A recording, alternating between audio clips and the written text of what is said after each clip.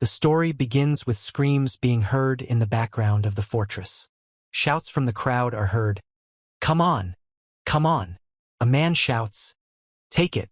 A girl asks if that's all they have. Suddenly, the heavy breathing and coughing of a young man are heard. The man falls to the ground with a cry of pain.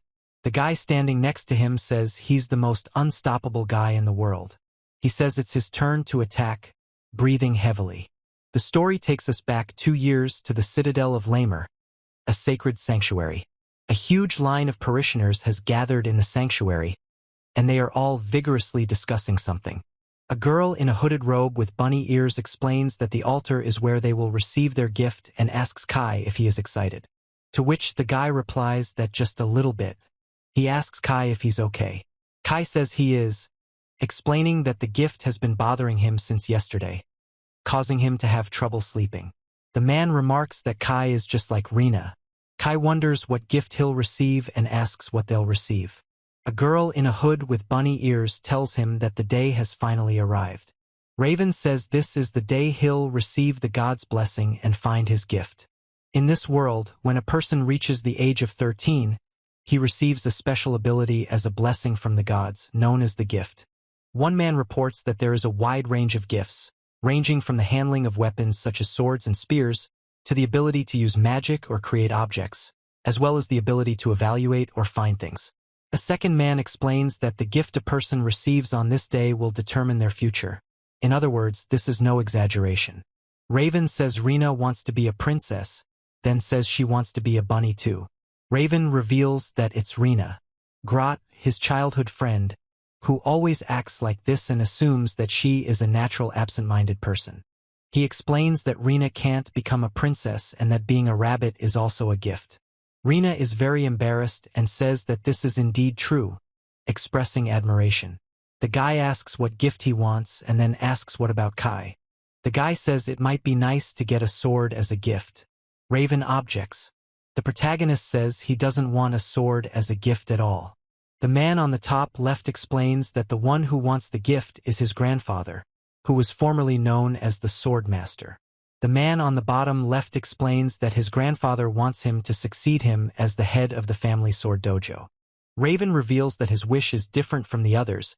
He wants to receive a gift that will allow him to go on an adventure and become a great hunter like his mother.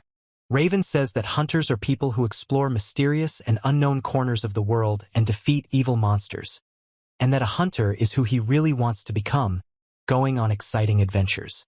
Raven says that even if he receives a sword as a gift, he has no talent for handling a sword to begin with. He continues by saying that his strength is the weakest among students his age, and that he learns much more slowly than most people. The girl says hello and addresses a boy named Kai. The girl asks if she could then become a cat. The woman announces that another relative named Roman is destined to inherit the dojo, as he has the talent for it, and then explains that being a cat isn't a gift either. The man and the bunny-eared girl react with exclamations. Several people are climbing the stairs in the hall. The girl asks what happened, and Raven says that someone must have received a rare gift. Then they show Raven's steps and face, looking forward. A boy and a girl shout the names Kai and Rina. The girl greets Layla, and the boy greets her too. Rina runs, breathing heavily. The boy asks how it went, and another man says that it looks like she's already received her gift.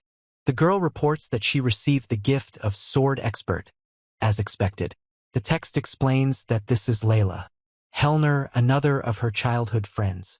Raven reveals that she is the only daughter of a longsword dojo in Lamour, which is considered a rival to the Heinemann fencing school, and also reveals that she is his fiancée. He explains that the engagement is simply something their parents decided. He then asks if they are next. The guy on the right says hi. Roman says Kate is here too. Raven speaks to Roman, drawing his attention to him, but Roman remains silent and trembling. Raven asks what he got. The girl says GIF, and the man yells WH and abruptly pulls his hand away. Raven says he has received the gift of the King's Spear, and Roman turns to Miss Lila. Raven says he knows and saw. The girl says nothing. The man says he's glad to hear it. The girl with short blonde hair says, "Heh." The boy with short blonde hair looks confused. The man in armor asks if he understood correctly that it was Layla. Hellner. The man states that he is a member of the Holy King's Order of Paladins and says that he would like to talk about the gift the other person received and asks if he is willing to spend some time with them. Raven says his gift isn't that rare compared to Roman's. The man explains that if she weren't the Hellner family's only daughter, they certainly wouldn't have forced her to join their ranks. But the fact is, she trained from dawn to dusk. The man informs him that there's also a military outpost in Lamour where they can discuss the details further. He explains that the Holy King's Order of Paladins consists of the finest knights in the Kingdom of Amelia and says that Layla is truly amazing. Raven says it's time to go and turns to Lila. Lila agrees. He says that the girl tells Kai that she will see him later. Then he replies that he will see him, and after that he repeats Kai's name. Raven says Roman is upset and apologizes. He says it's okay and he understands. Then warns Keith not to fall behind. The man bids Kai farewell, saying see you later, to which Kai responds in kind. The girl says the line is moving and invites Kai to go. Kai agrees. The man says it is and makes a sound of surprise. The girl says that Rena's gift is sword mastery. The knight on the right reports that there's now a swordsman, a spearman, and an archmage. The knight on the left says the gifts this year are crazy. The knight on the right asks if that's a good thing and expresses surprise at the word swordsman. Raven explains that the appearance of powerful gifts proves the demon's growing power, and announces that the demons will soon begin their attack. The knight tells him to keep any unnecessary comments to himself, and the man apologizes. Raven says he'll be next. Raven asks the boy's name and calls him Kai, then asks Kai to place his hand on the crystal. He reports that he cannot afford to lose. The guy reports that his body suddenly feels heavy and asks if there is some kind of restriction placed on him. Then he says he doesn't understand what is happening. Raven says he's never heard of a gift having limitations, but the light from the crystal has disappeared, even though it was glowing just a second ago. The man says that Kai's gift. Raven says he can't believe this happened. Then Raven says they need to act quickly now, or all will be lost. The man says he can't believe it happened. The man's eyes are wide open in fear. A man reports that there is something in his eyes that he cannot explain. It's reported that he's the most incompetent in the world. It's said that the present time is the Lamour training grounds. Raven says he is the most incompetent in the universe and addresses someone as Mr. with the exclamation, hey, hey. The guy on the right says Roman is wrong and that he's the most incompetent person in the world. The man on the left says he should at least be given a chance and wishes the incompetent man luck. The man on the right laughs. Raven says he's caught the enemy. The man in the center panel expresses pain. Raven reports a sound of pain. A man screams in shock as something hits him hard in the face. The guy says he can't afford to lose and explains that if he loses, he will die. The sound of a falling object hitting something is heard against the sky. Raven says he's not going to give up this time. The man explains that if he loses, he'll die, and therefore he can't afford to make a mistake. Raven explains that he must win to save his life.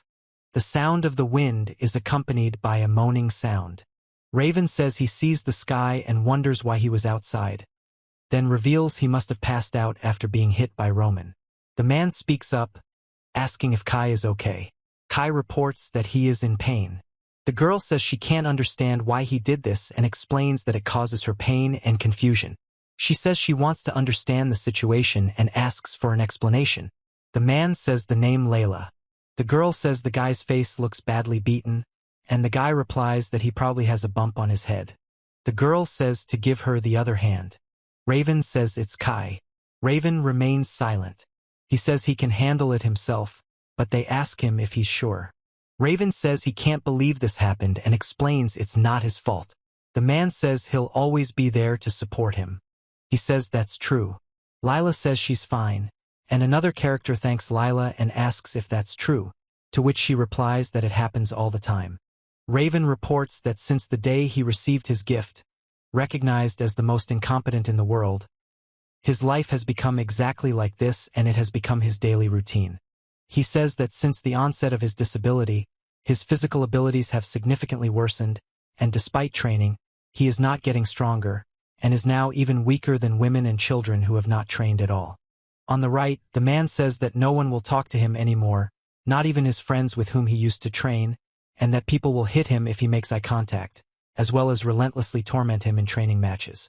On the left, the man says that even strangers will verbally abuse him, and Raven reveals that in Lamour, only Lila and a few others continue to treat her the same way as before, and on the day she became incapacitated, she lost her right to inherit the Heinemann family dojo, and her engagement to Lila was immediately called off. The guy says that now he is truly a nobody. He is not the heir to Heinemann's sword and not Layla's fiancé Hellner, but merely an incompetent subhuman named Kai Heinemann. Raven says he's okay now and that it's normal after everything that happened. The girl says Kai. The guy says that he will soon go to the royal capital. The man says it's quite difficult for him to stay here in Lamour. The girl agrees. Raven says that if he goes to the capital, at least there will be a place where he will be treated like a human being. The girl asks if he's going to look for a job in the capital. He explains that he's planning to move to a neighboring city because his mother wants him to. The girl clarifies that the neighboring city. The man says that this is the neutral city of knowledge, Babylon, where giftless races are held, and he is sure that someone with a useless gift like his can find work there. Raven says that he understands and informs the other person that he is leaving for Babylon, to which he agrees. He says that as soon as everything is sorted out there, he will send a letter and promises to do so.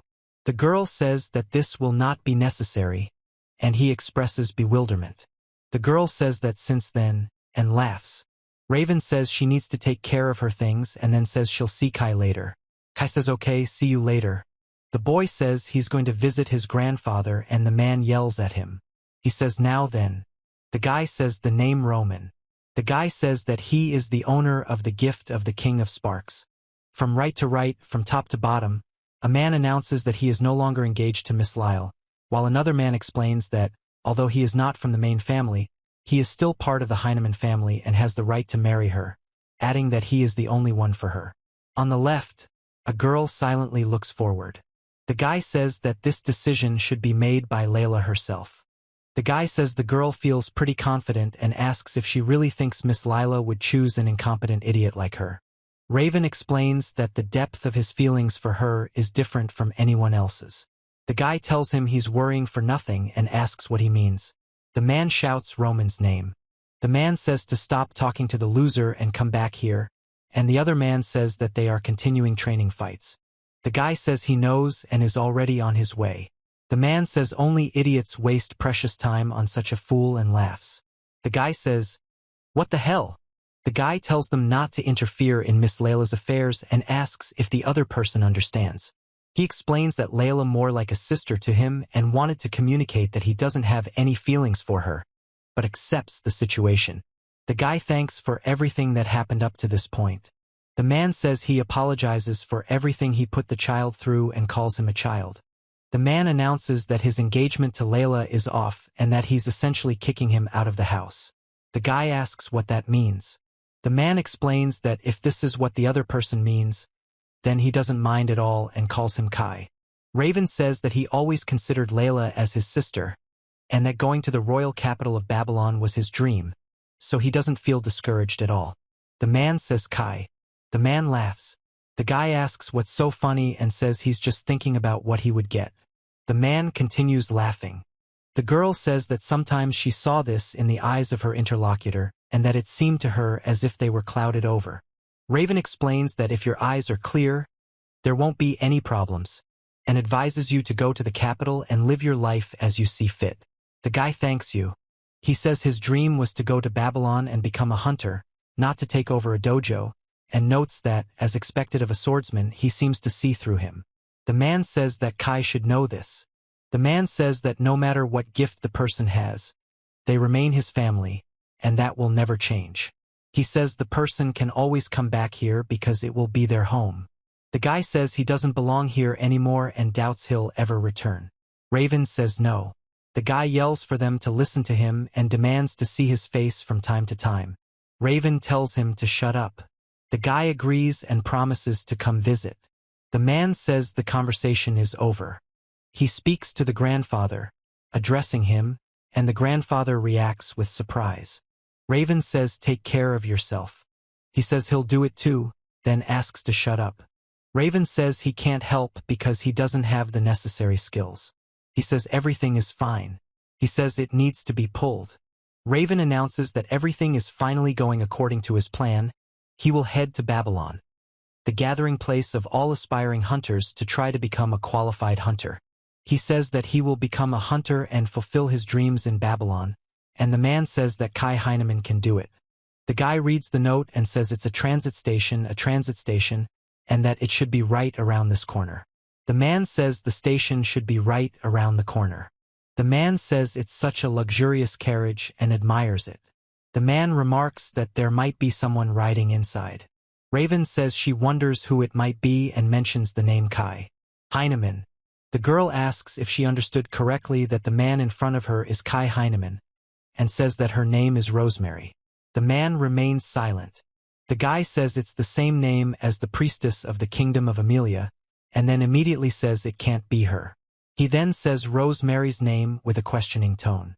The girl says she'll be accompanying him on a trip to the royal capital and is pleased to meet him. The guy says yes. The girl asks him to call her Rose. The woman says it's fine, and the guy asks if it's true. Raven explains that he's looking forward to something. He says that if he doesn't stop this now, it will be too late, and warns that if he doesn't stop, everything will end badly. The girl says she can't believe it and asks him to explain what's happening. The guy says he doesn't understand and makes a sound of surprise. Raven calls the other person an incompetent brat and asks if he has any manners. The man shouts Anna's name. The girl says that she wants to travel with him and that his actions are a disgrace to both her and his grandfather, the Holy Sword, and demands that he stop this immediately. The man tells him to be reasonable. The guy apologizes and expresses his deep regret. The other guy expresses confusion. In the right panel, a man and a girl are breathing heavily. In the middle panel, the man explains that Anna's actions were not out of loyalty to Lady Rose, and the girl says she knows it. In the left panel, the girl exhales.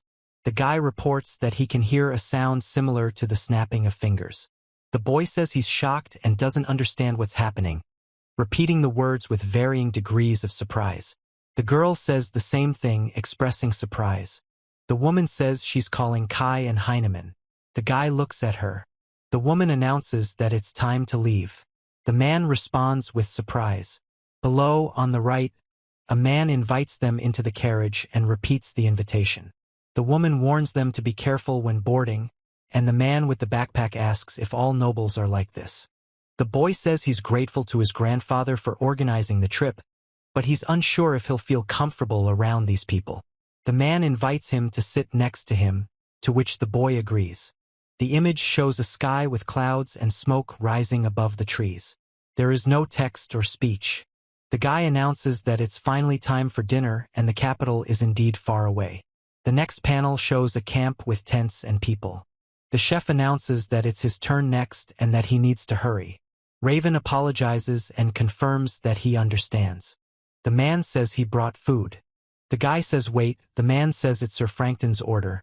Then the man chases him away and tells him to leave, and the cook asks him to wait, but they rush him to go further. The guy reports that his grandfather said all the travel expenses were covered. The man asks if he needs to pay extra for food, and the guy replies that perhaps he does. The man throws a punch. Raven says ah. The boy says the bread fell. The man yells, asking where he's going. The boy says he's in pain. A man yells at a guy to ask why he bumped into him and calls him a loser, and the guy replies that the man bumped into him. The man accuses the guy of lying, and the guy laughs.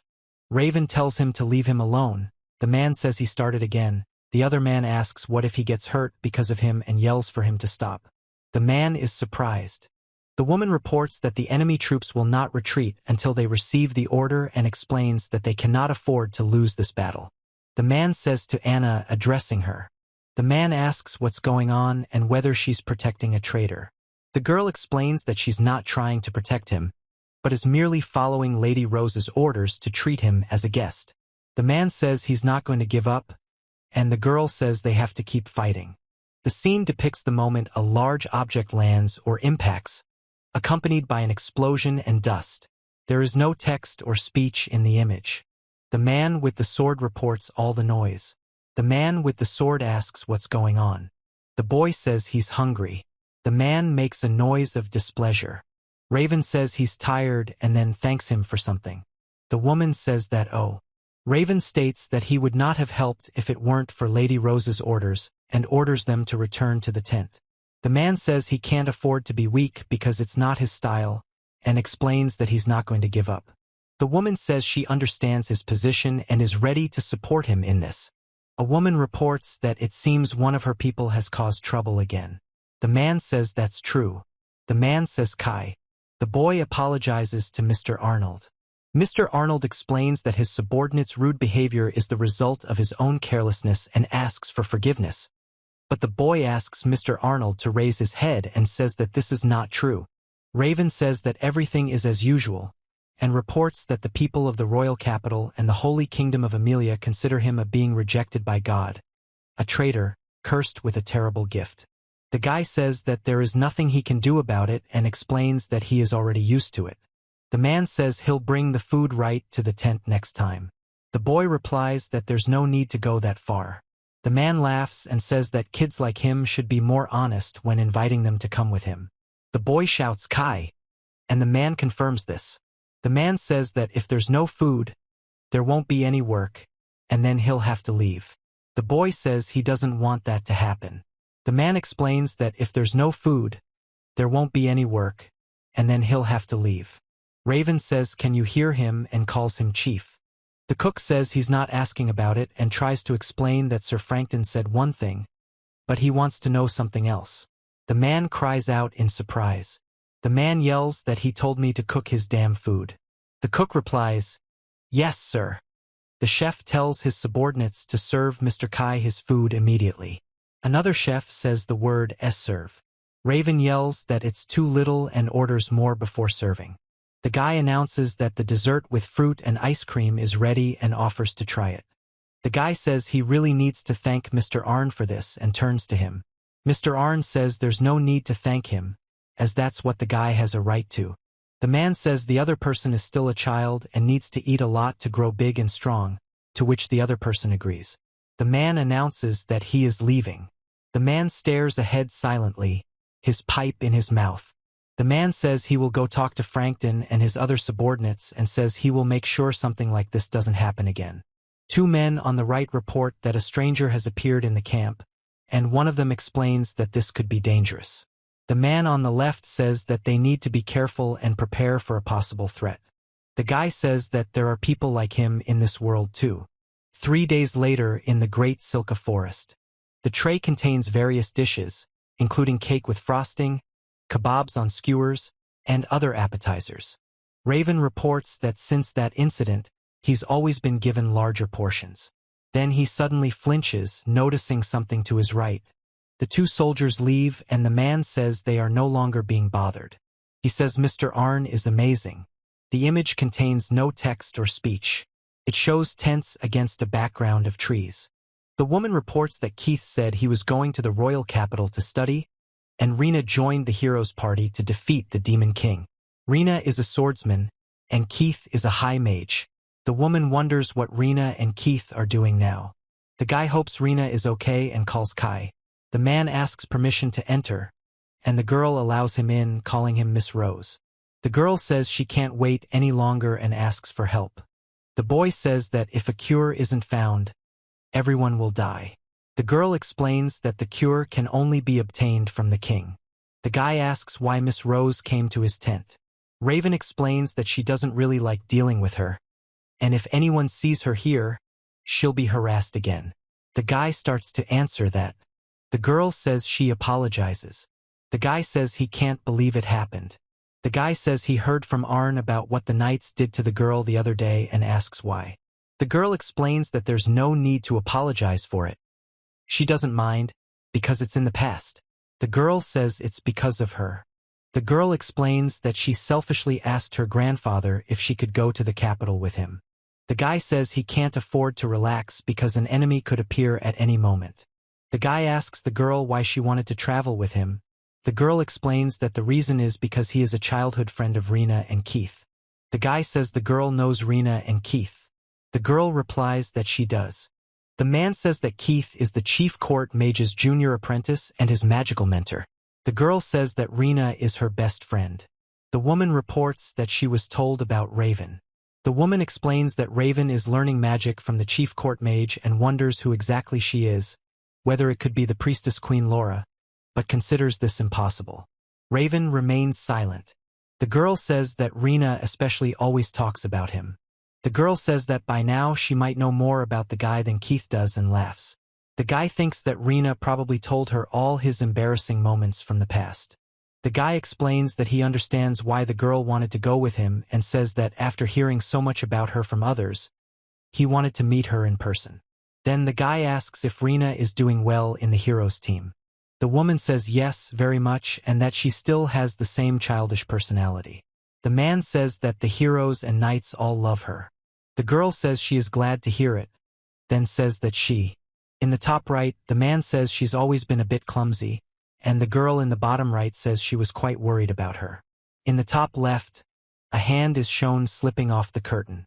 The girl says she can't take it anymore and is going to end it right now. The boy says Anna and stutters. The girl says the name is Anna. The girl with the eye patch asks for Anna. Anna answers with a question. Rose that she should go to bed soon. The girl explains that she lost track of time while talking to Kai and suggests they go back.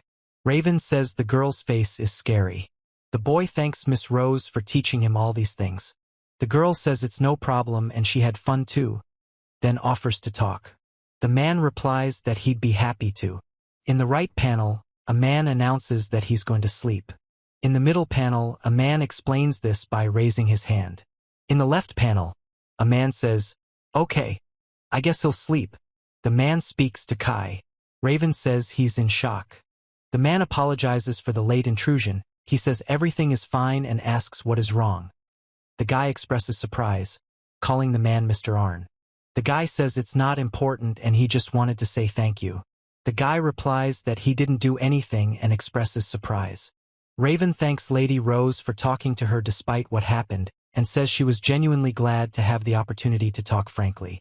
The guy asks her to look up and says he should thank her for talking to someone as incompetent as he is. The girl calls him Kai. The man says he also has a weak gift, which is why he can understand the other person. Raven asks what he means. The man explains that this is why he can truly empathize. Raven says it's a weak gift. The man confirms this and says he needs to tell the other person something. The man tells you to do your best, and he says that with hard work there will definitely be a reward. The man says that it is right. Meanwhile, inside the great forest of Shilk, the man explains that this is magic he uses to create light and says it helps him navigate in the dark. Raven says it's amazing and asks to see how it works. The man explains that to create this light, you need to concentrate and direct energy into your palms. The man reports that Sir Frankton is here. The man reports that everything went great for him, and Raven asks how the man did. All the creatures summoned from the Empire's elite squad of best summoners have taken up positions. The man on the right reports. He explains that Black Panthers and Ogres are currently surrounding the enemy, and with their combined attack, not a single mouse will be able to escape. The man reports that his interlocutor's reputation truly precedes his own, and as expected of a squad led by Sir Enz, the Supreme Summoner, he dislikes unfounded flattery. The man asks how things are going with the princess's movements. The man reports that Princess Rose had previously spoken to an incompetent traitor, but is now fast asleep. The man says that all that remains is to cause a commotion and then separate the Knight Captain Arnold from the princess's side, after which everything will go according to their plan. The man explains that Princess Rose is the strongest contender for the throne, and if it weren't for her, Prince Gilbert, who the man supports, would be next in line. The girl explains that the Empire's soldiers wouldn't dare betray the royal family they serve. The man says he is Sir Signial, Lord of Swords, and asks if they mean they have no shame. The woman says that if she heard it differently, then she must have expressed herself incorrectly and apologizes. The man states that the other person knows nothing about the internal affairs of their nation and asks him to retract what he said, as it is extremely offensive. Raven replies that it is true that he is betraying his master. The man expresses bewilderment. The man tells her that they are not betraying her, but are merely planning to marry her off to the Empire, adding that she will soon become the Dark Summoner's plaything for life. He shouts that he has had enough and calls the man Signal. The man apologizes to Sir Frankton, explaining that he's a little tense due to being in a foreign country, asking Sir Enz to forgive him. Sir Enz expresses displeasure at the TS sound. The man says that there is no point in giving in to anger, as there is no point in fighting among ourselves now, and says that he will return to the camp and begin the operation. The knight informs Sir Signal and Sir Enzu that he is counting on the two of them. The right panel states that the time has finally come to expel the princess from their homeland. On the left panel, a man states that two of the Glittner Empire's most powerful assets, the 6 commanders, are here. The man says there's no chance of failure with them, and he can't allow the annoying Princess Rose to become the next queen. He explains that if she gains the throne, the noble order he's been protecting all this time will be uprooted, and he can't allow that, so. Frankton declares that, as a representative of a proud family that has served the throne for generations in a great cause, he will carry out the task. The next panel states that Prince Gilbert swears allegiance. The guy says that it is the moonlight that illuminates the forest and the dungeon. Raven says she should go to the bathroom again before bed. He says he could do it near the tent, but it would be inconvenient if someone discovered him. He explains that he should be able to manage if he gets there, although it's a bit dark to see where he's putting his feet. He then says that this spot should be fine. The guy says he doesn't understand what's going on. Raven says he can't believe this happened. The guy says he didn't expect this turn of events either. The guy says he was scared and nearly shit himself.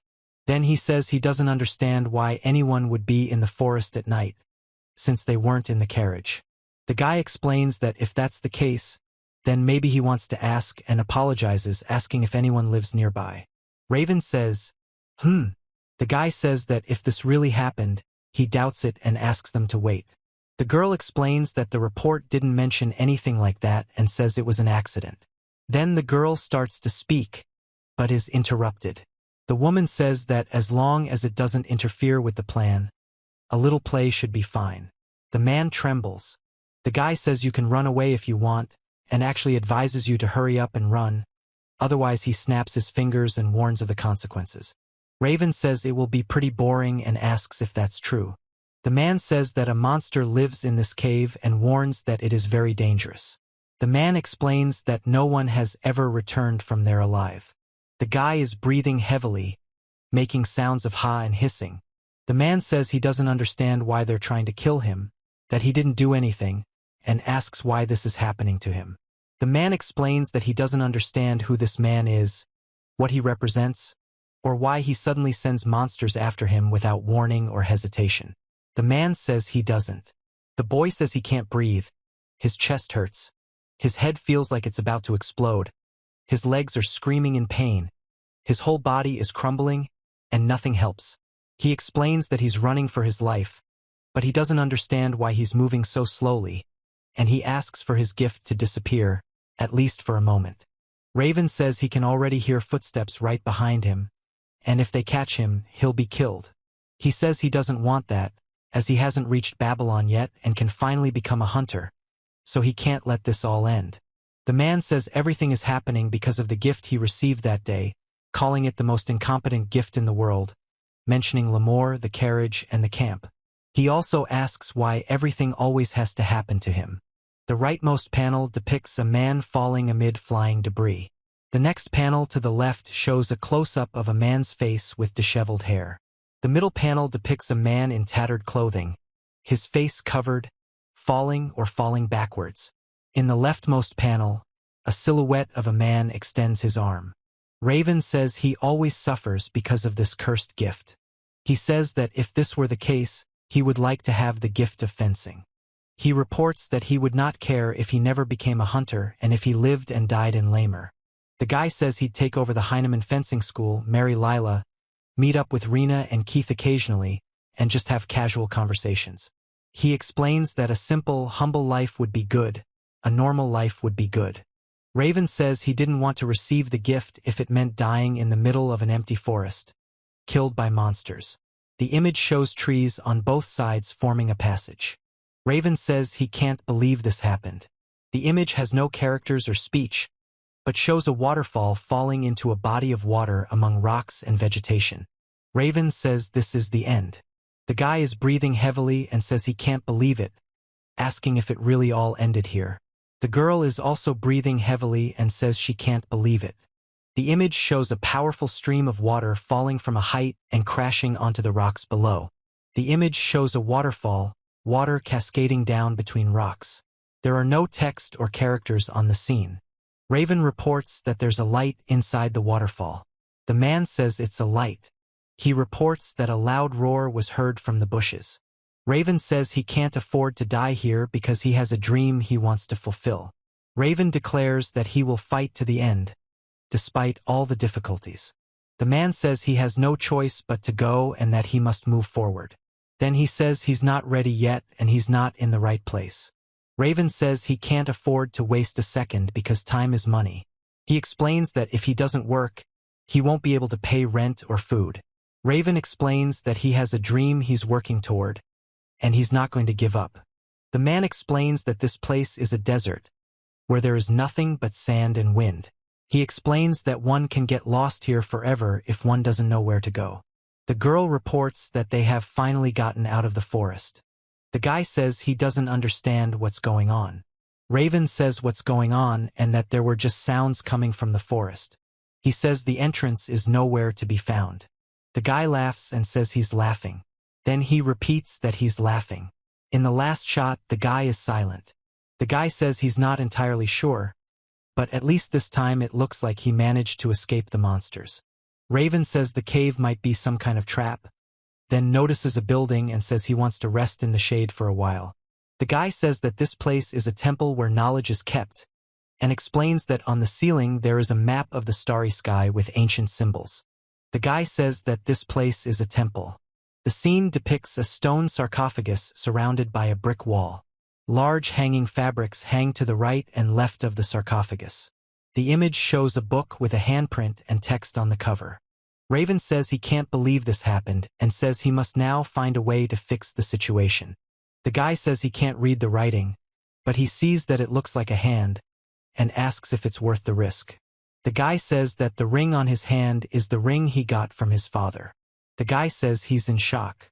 The guy says he's surprised and exclaims, and the girl expresses bewilderment. The man announces that an access check is in progress for gifts above the divine level, and an attempt is being made to register player Heinemann. Then he says, "Eh." A buzz sound is heard.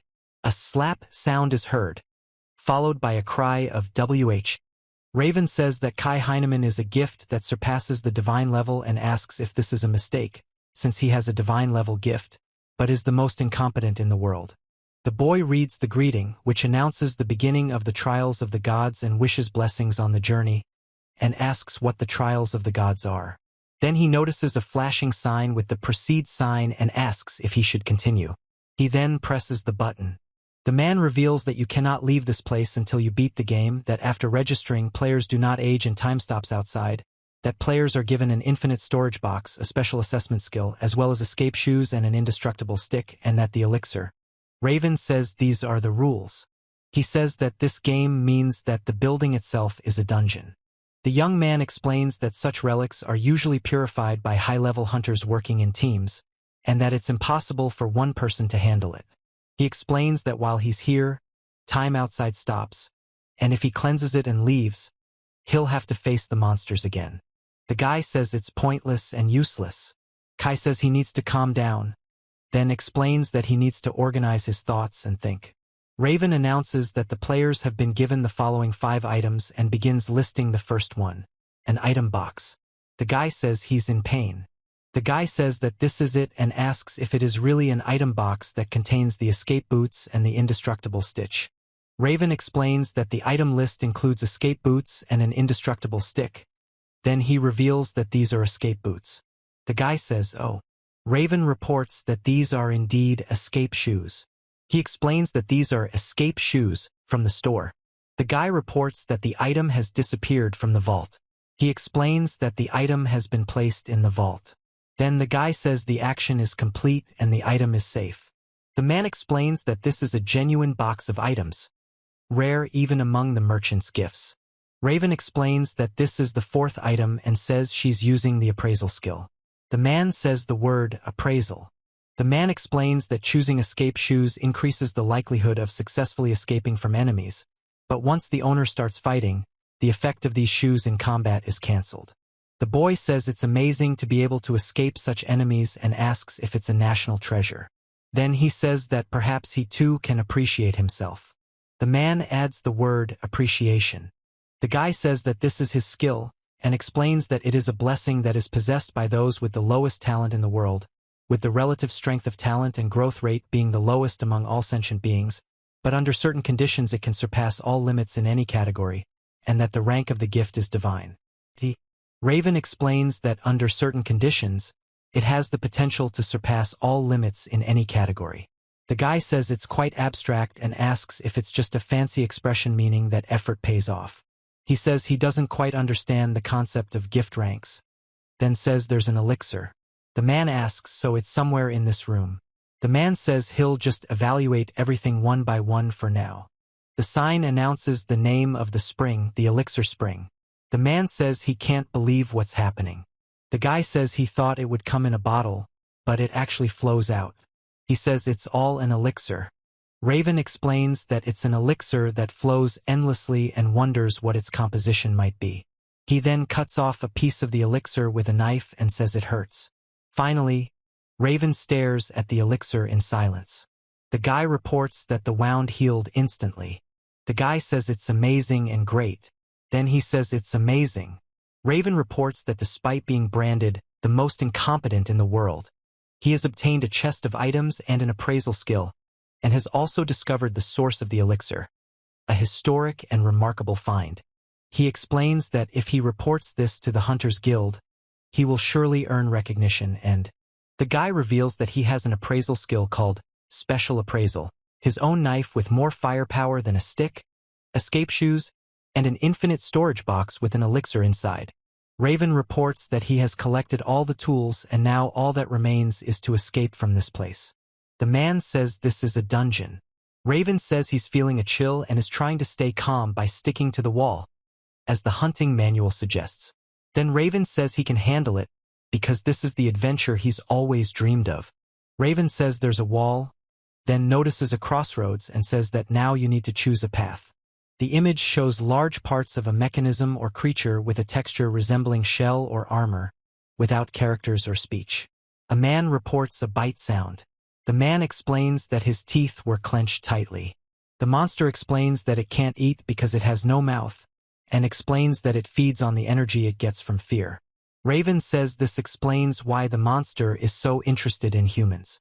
In the upper right panel, a loud cry of pain is heard. In the upper left panel, a man screams in pain as something bites his arm. In the lower left panel, the man explains that he doesn't understand what's happening to him. He can't see what's happening to his right arm, he thinks it's a dream, and he's wondering. The boy says that he can't afford to die here and explains that if he dies, he won't be able to protect those he cares about. A man screams, expressing despair and pain. A boy screams in pain as his arm is severely injured and starts bleeding. Raven screams in pain. Then a brightly lit door appears. The sounds of loud footsteps are heard in the room. The scene shows a stream of water rapidly escaping from a pipe or hole in a wall. The guy says it's not water, it's blood. The guy dives face first into the water. The woman says she doesn't understand where she is now and recalls that her mother called her to the royal capital. She reports that she spent about a week on the road, traveling by carriage and sleeping in tents, and when she emerged from her tent, she encountered a man with red hair. Raven announces that he can't hold back any longer and is going to unleash his full power. The guy breathes heavily and says that this place. The boy explains that this is the source of the elixir and remembers that the locust monster ate his right arm. He explains that his right arm was taken away. The hand becomes covered in liquid and begins to melt. Raven says there's nothing, then laughs. The guy says it's an elixir, he somehow managed to escape from that monster. Raven explains that even with the elixir, his clothes cannot be repaired, the fibers are torn to pieces, and the red substance is his blood. He explains that everything that happened before was real and that this is not a dream. Raven says that if he wants to escape, he needs to return to the dungeon. He says he was lucky to survive this time, but next time. The boy says he can't die because he has a dream he must fulfill. The man explains that dreams don't matter and that he must die. The boy says he doesn't want to die and asks for a chance. The man says there won't be a chance and begins to strangle the boy. The man says that this is the end. The guy says it can't be, that it's impossible, and that he's not joking. The man says, "What the hell? Why is this?" The man says it always happens to him and it's always like this. Then he cries and says it's fucking bad. On the 7th day, cracks in the ground and several caterpillars are shown. Raven says that if he can't win, he will die, and that he doesn't want to die. The guy says that it's already the 7th day, there is no food here, and if it continues like this, he will die of hunger. He says that the only edible thing is. The man reports that this is a poisonous insect whose venom can dissolve stomach acid and instantly kill dragons, and it is also very nutritious. The man reiterates that this is a highly toxic insect with venom capable of instantly killing dragons, and it is also very nutritious. The insect. The guy says that even if the substance is very nutritious, it contains a poison strong enough to kill dragons, and he will definitely die from it too. The man says to swallow, while simultaneously showing that it is the 15th day. The boy says that if he continues drinking elixirs in such quantities, he'll die of this hellish hunger, and explains that he'll die if he doesn't eat. He then announces that he'll drink a little more just in case and makes a sound of displeasure. The guy says he can't believe it happened. The eyes look straight ahead, with drops of moisture around them. A man says he sees red and his vision. A man says it's death. A man says wow and hey. Raven reports that the requirement has been met and the poison resistance reduction skill has been acquired. He says it can't be and asks if he's alive. He then notices a voice in his head and asks if there's a voice there. The voice informs him that the requirement has been met and the weak poison resistance skill has been acquired. This skill grants resistance to weak poisons, and the condition for obtaining it is survival. Raven says the elixir worked and expresses gratitude, but also reports feeling very nauseous. He reports that he has a headache and dizziness, then explains that he is now going to drink the elixir. The guy reports that the headache and dizziness have gone away, and says the elixir is truly amazing, as expected. The man breathes heavily. The guy reports that the headache and dizziness have gone away, and says the elixir is truly amazing, as expected. The man breathes heavily. After 100 days, it is revealed that the poison resistance skill grants immunity to poisons. To obtain it, one must eat 100 creatures with a poison dose 1,000 times greater than the lethal dose and survive. This skill is considered intermediate level. To increase the rank, one must eat 1,000 creatures with a poison dose 1,000 times greater than the lethal dose. Raven says this means poison resistance. The guy says that no matter how many of these insects he eats now, he won't die, and happily confirms this. He then announces that he'll probably eat only insects for the rest of his life, and agrees. A year later, laughter sounds. Raven says he's going to practice swordsmanship and clear his mind, then he says he'll go crazy at this rate. 10 years have passed. The man says that 10 years have passed, time has stood still there, and everyone has stayed at home. At the top right, it says 40 years have passed. At the top left, a man says that today's opponent is. The man stands with his back to the enemy, holding a sword. Raven says he's reaching out to Roman. He screams. He and the man fight with swords. The sound of swords clashing. The man breaks the sword. He smiles. The guy says he threw the stick away. Raven says he can't afford to lose. The woman says it's the end. The man says it's not the end. The guy says that if he can't win, he will die. The guy reports that he was finally able to defeat Roman, who is sitting on the floor. Raven says he breathes a sigh of relief and simultaneously reports the sound of a blow. He reports that today's virtual match is over and thanks Roman, or rather his imagination of him. The guy reports that he's been winning more often in virtual matches lately, and yesterday he even beat his master, though only in his imagination. The man explains that the skill was acquired. Hairyu swordsmanship skill is the first stage, sword technique. It is explained that this is basic swordsmanship that slightly increases stats in real sword combat. To obtain this skill, you must practice in virtual sword duels for at least 12 hours daily without fail for approximately. The guy says he's never heard of Kairyu. Swordsmanship asks whether virtual fights, that is, imaginary battles, count. The guy says that if this is called the first level, then there are more levels above it and says he'll continue. He then says he's finally reached the intermediate level. The text box indicates that 800 years have passed. The boy talks about the nation's legendary heroes, explaining that Graham is a master swordsman from the Isabel theocracy who uses 2 swords as his arms and legs. Silver is an elf considered the strongest for combining magic and swordsmanship, and Ashburn is a former sword emperor. The guy says the legendary heroes are all too weak. He yells that's enough, pointing out that 1,500 years have passed. A man screams for everyone to attack him at once. The top text states that 3,000 years have passed since the game began. Raven says he's now ready to begin, as the interlocutor is the only one who can fight him. He says he's the strongest swordsman in the world, surpassing all other swordsmen combined. He reveals that he's the only one left fighting right now. He explains that Kairyu is a style of swordsmanship, and the highest level is sword technique.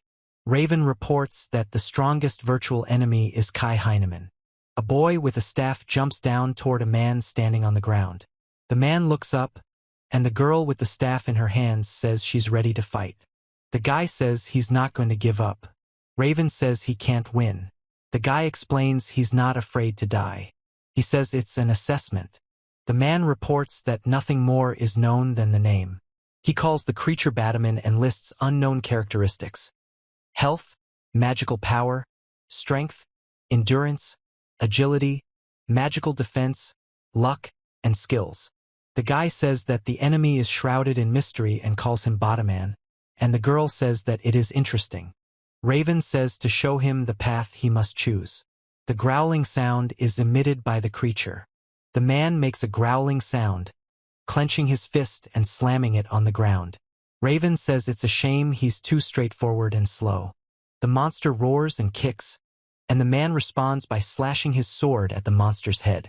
The man says the monster uses its legs too, to which the monster makes a sound. Raven reports the sound of a kick. Raven sighs. Raven dodges the kick. The woman says he's just a grasshopper and asks if that's his limit. She then explains that while it's a waste of time, she'll show him something special. The boy announces the name of the Kairyu fencing technique, the first move, the brink of death. The creature makes a growling sound. Raven states that he can't afford to lose and explains that if he falls, it will all be over. He states that he cannot afford to die here and explains that if he dies, he will not be able to protect those dear to him. He then runs forward with a sword in his hand. The man says it's disappointing, but man.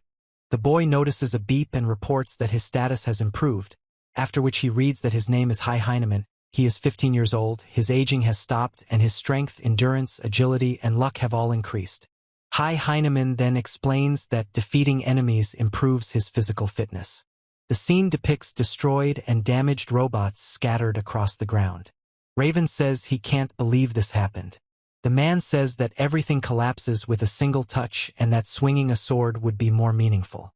The text states that this is a test of the gods in the deepest chamber on level B9F. Raven says space is vast, incredibly vast, and only gets wider as it descends. He reports that the toxic bugs have almost disappeared. He explains that he should return to the surface using the teleportation magic circle. Raven says she'll keep walking while she eats it. The man says it's disgusting. Raven explains that no. The guy says he can't afford to die because he has a family and he has to get back to them. The guy says that if he can't find her, he will die, and explains that he can't afford to die. The guy says he can't understand why he ended up here and explains that he doesn't remember how he got here. Raven says oh. The guy tells the name of the creature Killer Hornet and says that this is it. It is reported that the player has reached the 10th underground floor and the first test begins, defeating the killer wasp. Raven says that there is a strong enemy on every 10th floor and immediately understands this. The guy says the timing is perfect. He's tired of just grasshoppers and has finally met a worthy opponent. He says they can now kill each other with all their hearts.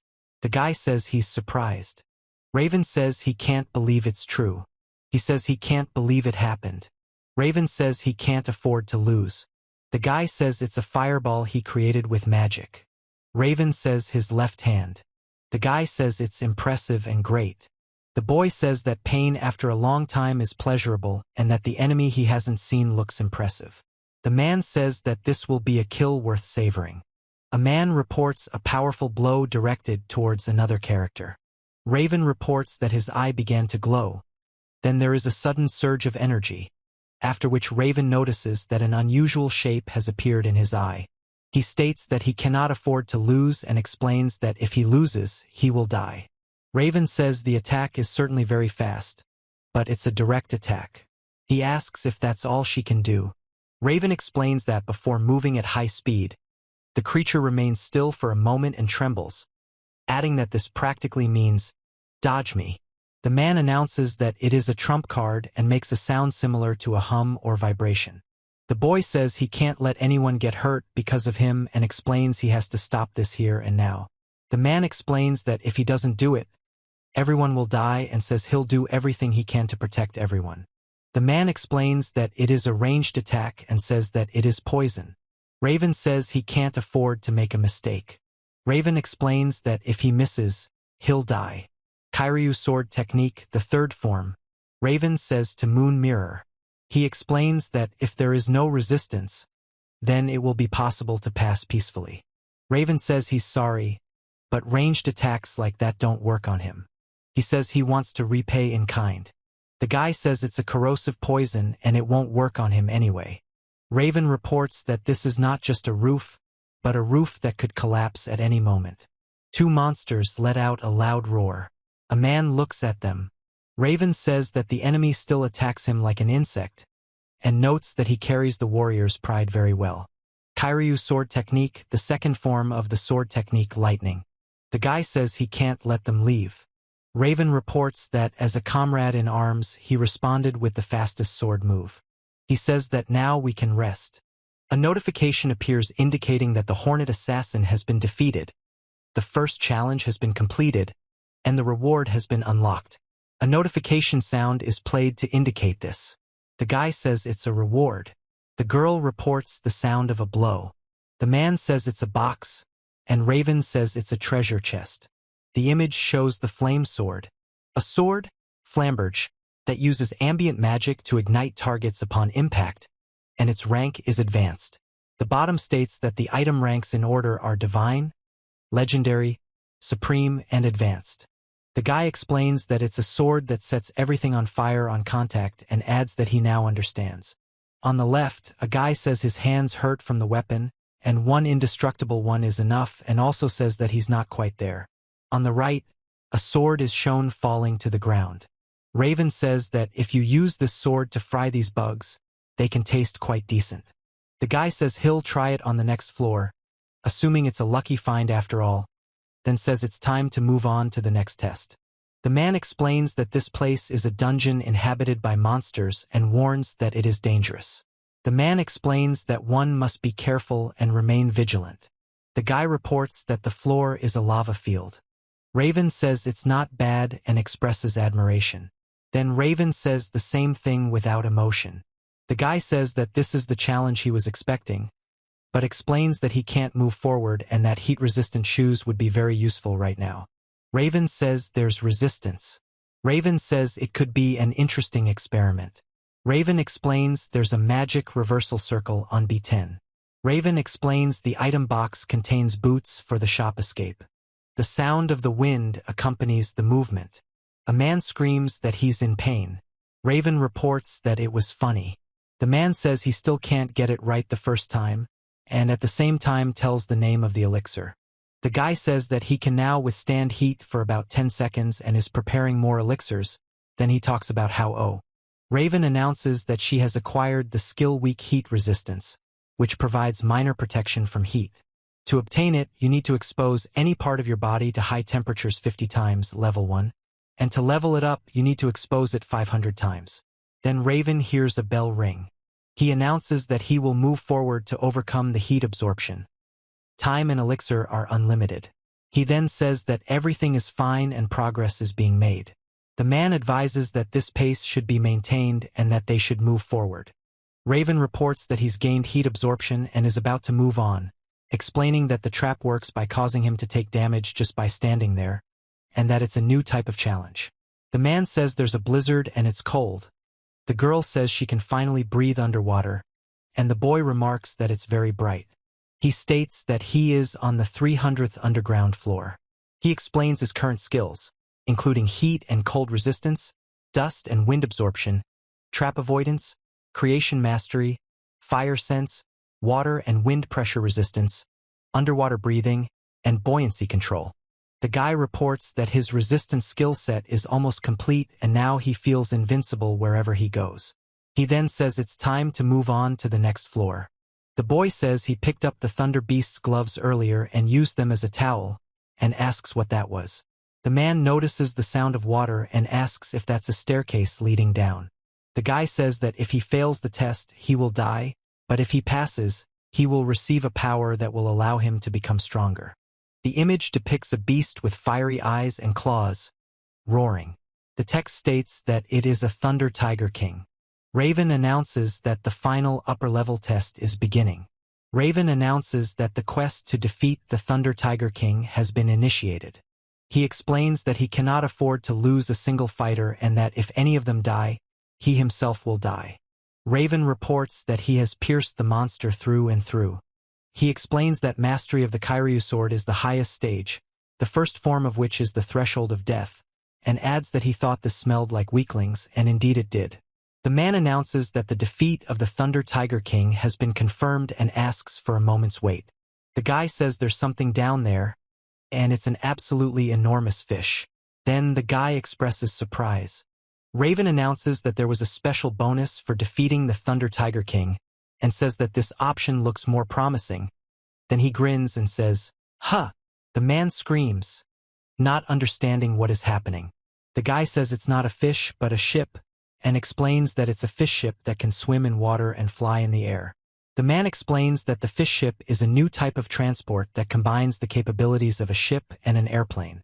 On the right, a man reports that the creature is approaching with its mouth open.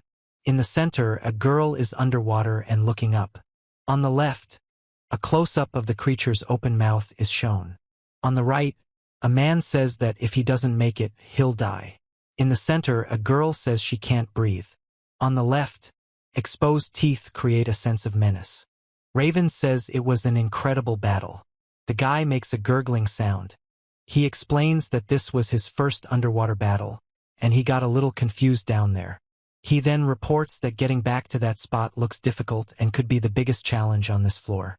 It's reported that the final challenge of the upper floors has been completed, and the Thunder Tiger King has been defeated, achieving the super rare status. It's also said that rewards for completing the challenge and a special bonus will be available. Raven asks if everything is okay and says he sounds like he's stuttering. The man yells at Raven to shut up and says there's definitely something wrong with him. The guy says he didn't expect to find a super rare treasure chest, calling it an unexpected gem hidden in a fish he cut open. He then says he'll start with the smaller box, not knowing which one is super rare. Raven says it's a book and asks if it's a magical tome. The boy asks if someone like him, with his lack of skill, can even use magic. He then says that if he can, it could be a good find and decides to put it off for now. The man says he'll take someone else. Raven says it's a sword. He explains that Raihiri is a mythical sword that once cut the god of thunder, and its blade is capable of cutting even lightning, and also explains that the sword has a legendary rank. Raven says that if he can't win, he will die, and if he wins, someone else will die. The guy says this sword feels so natural. The guy says the hilt looks like the wooden swords from his dojo and says he's figured it out. Raven says she feels like this sword will become her new partner and laughs. He says that from this moment on he understands. He says that 7,612 years have passed since the game began. He says that he is thinking about it. On the right panel, a man announces that this is the Dragon's Zone. On the left panel, a girl explains that this is the perfect opportunity to test Raikiri. A guy slashes a sword at a creature with scaly skin and a snake-like tongue, which makes a sound as it hits. The guy tells him it's a blade from another world, a neon cho, that's perfect for his swordsmanship and sounds absolutely amazing, and then he says it's time to take action. On the underground floor 350 there is a large creature with a long body and tail, covered in scales. The guy says that compared to dragons so far this one is quite small. The dragon's gaze radiates immense pressure, incomparable to the previous weak opponents. The boy announces the beginning of the 8th trial, defeating the golden dragon Fafnir, and challenges Faftan to show all he's capable of. The boy explains that he believes in Faftan and notices. The guy announces the start of the decisive battle. The monster announces that this is a duel to the death. The right panel depicts a bright doorway opening. The left panel shows a man in tattered clothing suddenly throwing his hand forward, from which smoke or steam billows. Raven says he's breathing heavily and laughing. He says he's FFF and laughs. Raven reveals that he can't die because he's a demon, and explains that the blood coming out of his mouth isn't blood, but something else. The scene depicts a stone portal with fire inside. The guy reports that he has lost and suffered a complete defeat. Raven says all his attacks have been neutralized and states that defeating this will be his next goal. Another character agrees. The sound of falling water is heard on the first floor. The man reports that it is the first floor. Raven reports that he managed to stop the bleeding and that he will never get used to the feeling of flesh regeneration. Then he says that despite this, he says that as a prerequisite he needs to be able to neutralize a physical attack, and if his blade doesn't work, there are other ways besides physical attacks. Raven says it might be magic. He reports that he should have several magical tomes from those apparent rewards, and talks about the appearance of an object box. The guy says he's typing in the query magic tome, and select Introduction to Magic Tomes, since this is his first time and there are many options. The text states that a magical tome is required to obtain a magical contract. Although magical tomes resemble books, understanding their inscriptions is not necessary. Once the contract is entered into, the knowledge recorded within the tome becomes part of the contracting party's memory. However, attempting to forcibly read the inscriptions will trigger the tome's wards, resulting in damage. Raven says he can't understand why he can't remember what happened. He explains that he can't remember what happened, and that it scares him. The boy explains that due to his incompetent gift, he can't make a contract and asks if it's impossible to obtain magic through official methods, but receives no answer. He then says he has no choice but to read the original text directly to obtain the magic, while simultaneously taking elixirs, since time is infinite. Raven sips the drink. Raven says, Raven says, ah. The woman reports that her headache and nausea are caused by magical poisoning and wonders about resistance to magical poison. She then explains that if she has developed immunity, it might be possible. The man reports that 7,673 years have passed since the game began. Raven says he understands now and reveals it took him 60 years to finally begin to understand magic. The image explains that magic can be roughly divided into general and special attributes, with anything beyond the basic and advanced attributes falling into the special category. It is said that acquiring common attributes requires innate talent unrelated to gifts, and without talent, it is impossible to make contracts with magical texts, no matter how much one trains.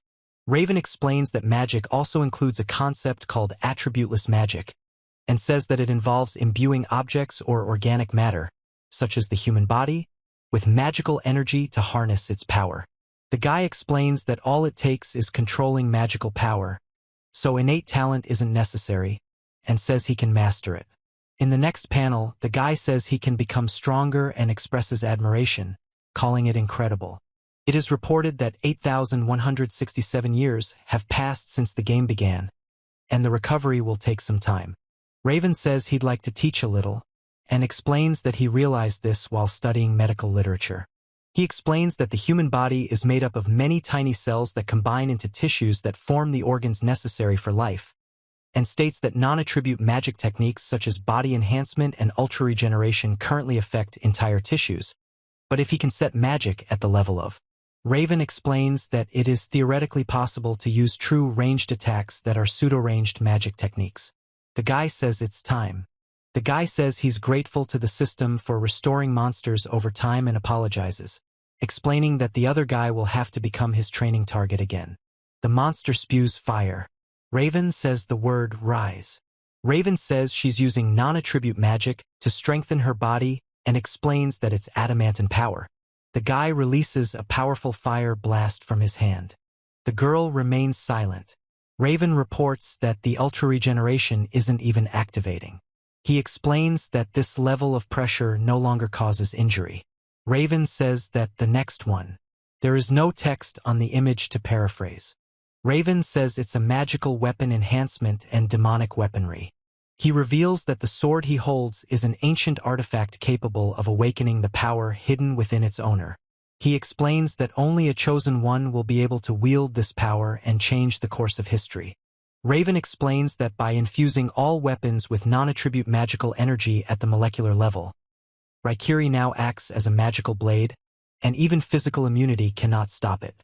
The man says he apologizes for this, but warns that the blade he prepared for Fafnir will now be used. Raven says it's time to act.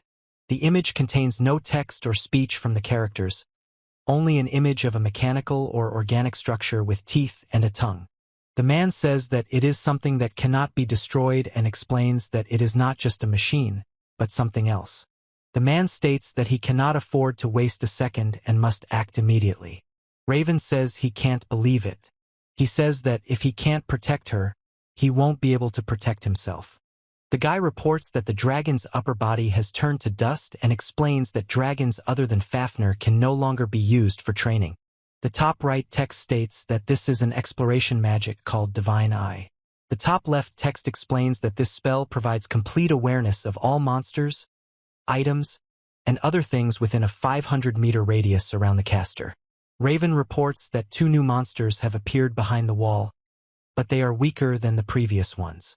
The guy explains that it would be a waste to use the demonic weapon on them, meaning he'll be working on improving another one. He then explains that he'll be pursuing this particular option. It is reported that 11,065 years have passed since the game began. The guy says he's mastered the Kairyu throwing technique at the highest level. Raven says he's honed his ranged attacks and earned the title of Dragon Slayer, then declares he's done all he can. The man explains he's now leaving the rest to fate. The boy reveals his name is Heinemann. He's 15 years old, and his aging process has been temporarily suspended. He explains that he possesses the most powerful gift in the world, a top-tier one, 9,000 health points and 8,000 mana, and holds the title of Dragon Slayer, a title he recently earned. The guy says that he is challenging him again, but immediately notes that it is useless because Fafchan with her physical immunity is invincible. The woman asks if they will recognize it. Then she announces that she will undertake to defeat her, and announces the resumption of the interrupted 8th trial, the defeat of Fafnir. The snake says he can't afford to lose. The guy says those eyes are stunning and irresistible, and he's been waiting for this day to see them again. The man says he wants to witness fresh blood spurting from the guy's neck. The boy reports that it was a love that lasted 3,500 years, each day filled with longing and intense desire. He says he thought he would drown in his obsession. The guy says that if he can't win, he'll die. Then the guy says that he can't afford to die. The scene depicts the moment of a strong explosion or powerful impact that destroys a brick wall and floor. The image contains no text or speech. It shows a dragon-like monster making a sound. The sound of an explosion accompanies the destruction of the wall. The boy laughs and says it's a technique dedicated to Fafnir, his beloved. The boy explains that this enchantment is something he achieved specifically for Fafnir and asks him to look at it. The dragon says that his heart beats fast to fulfill a love that has lasted 3,500 years, and that every day he thought only of her crystal-clear, transparent eyes and golden skin, shimmering as if shrouded in twilight. The hero reports that he was so sad that he endlessly dreamed of a sweet meeting after thousands of years, and says that he thought he would go crazy many times repeating Fafner's name. Raven tells him to show him the blinding blood pouring from within and the golden screams emanating from thin lips. He explains that the colorful entrails, like precious stones, are scattered across the gray stone canvas when one experiences pain and despair. The man says that now they will start and kill each other, Fafner, and says to fight with honor. An unidentified creature announces its surrender. Raven says he can't die because he's a demon and explains that demons don't die. He reports that he cannot die because he is already dead. Raven says she doesn't understand what's going on, expressing surprise with the words, N and N. The man says it's a lie, it's not true, and he can't believe it, and he screams that it's not. The guy says that this is not a joke and they haven't even crossed blades yet. Then he refuses several times and asks to try harder. The guy reveals that he even prepared this spell specifically for the fight, and says it's impossible. Raven explains that you can't know something is impossible until you try it. The guy reveals he spent 3,500 years studying magic to resist the fangs and tells her not to cry, but to look at him. The other guy screams in response, expressing fear. Then the same guy abruptly asks what now. It is reported that the golden dragon Fafner has surrendered, and the 8th trial is now complete. Raven states that a special completion reward will be awarded for the enemy's unconditional surrender without a single wound. Raven also states that a special naga will be awarded for the enemy's instant surrender. The guy says there's nothing more he can do and asks who he is. Then the guy says he's not helping and asks who he thinks he is. Raven announces that a special reward will now appear. He says it's all over and the other party has won. Raven explains that the other party sounds uncertain. A man reports that the golden dragon Fafner is looking at him as if he wants to join his group and asks if he will let him join. Raven explains that he can't understand why the creature is looking at him like that. The creature says it means no harm and wants to help. Raven says he's grateful for that and is willing to listen. The guy says it looks like someone wants to join in, and the other guy says he doesn't get that impression at all. The guy says he's most confident that such a huge creature can't be chasing him. Raven explains that, given the dungeon, he must assume the dragon can adapt to accompany him. The dragon reports that it can apparently speak human language. He reports that after more than 10,000 years of complete solitude, he began to find the annoying woman's voice comforting, and explains that this shows how desperate he has become. He then suggests that this might prove to be a stroke of luck. The guy makes a pained sound and points to a piece of paper. The guy reports that Fafner is glowing and explains that it changes its size. The woman reports that the object is getting significantly smaller and asks if this will continue. The man says, The girl says that this is Fafner and greets the master, saying that she is glad to meet him. The girl says she's glad to see the guy and offers to go with him. The guy says he has things to do and can't go with her. Raven says he can't understand why his body won't obey him and reports that he can't control his movements. The man says that the person he is talking to is too small and asks him to wait. Chapter 8 is called Frying Meat, Climbing Stairs. The guy says that if he can't win, he will die, and if he wins, the other one will die. Raven explains that if a cure isn't found, everyone will die. He says they need to find a cure, otherwise everyone will die. The scene depicts the sound of a blow or sudden movement. The guy says it's not bad at all. He explains that the clothes are made from fabric crafted from parts of a legendary dragon, and that their durability has lasted for over 100 years. He calls the garments a dragon cloak, a dragon robe, and dragon boots. Raven says the clothes he was wearing didn't even retain their original shape, and says he's grateful for a full set of durable clothes, calling it very cool. The guy says, Master. The girl asks what to do with this trash and whether it should be burned. The guy tells her to stop because it's trash, but not just trash. The guy says they train together, so he'll keep the item as a memento, and the box has unlimited storage. The girl tells him never to take it out again. The guy explains that the future is unknown and suggests leaving everything as is. The man explains that the item is considered important to prevent accidental discarding. The girl says she's looking forward to it. The man says they'll return to the first floor, and he'll show them something good. On the first floor, ground level, a small wooden house is shown. The guy says he made it using materials collected from the maze and says it's quite impressive. The girl says it's really impressive. The girl says there's no need to worry. There's enough food and there's no need to make such a disgusting face. Her stomach rumbles. The guy laughs and asks the girl what she's going to do with it. The girl says it's marbled beef from a thunder bull on the 290th floor underground and asks to take a look at it. The girl reports that the long buildup is irritating her to the limit and she is about to lose it, turning to the owner, and then says that he looks nice, but his tone and behavior are terrible.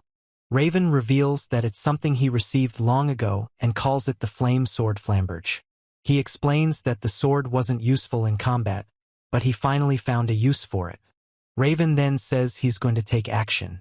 He reveals that this is the technique for preparing Kairyu and explains that it is a secret move of the one-handed sword style. The girl says that this is not just a sword, but a sword that can destroy demons. On the right, the man says the meat is ready. On the left, he says the frying is perfect. Raven says it took him 10 years to achieve such a fiery color and expresses dissatisfaction.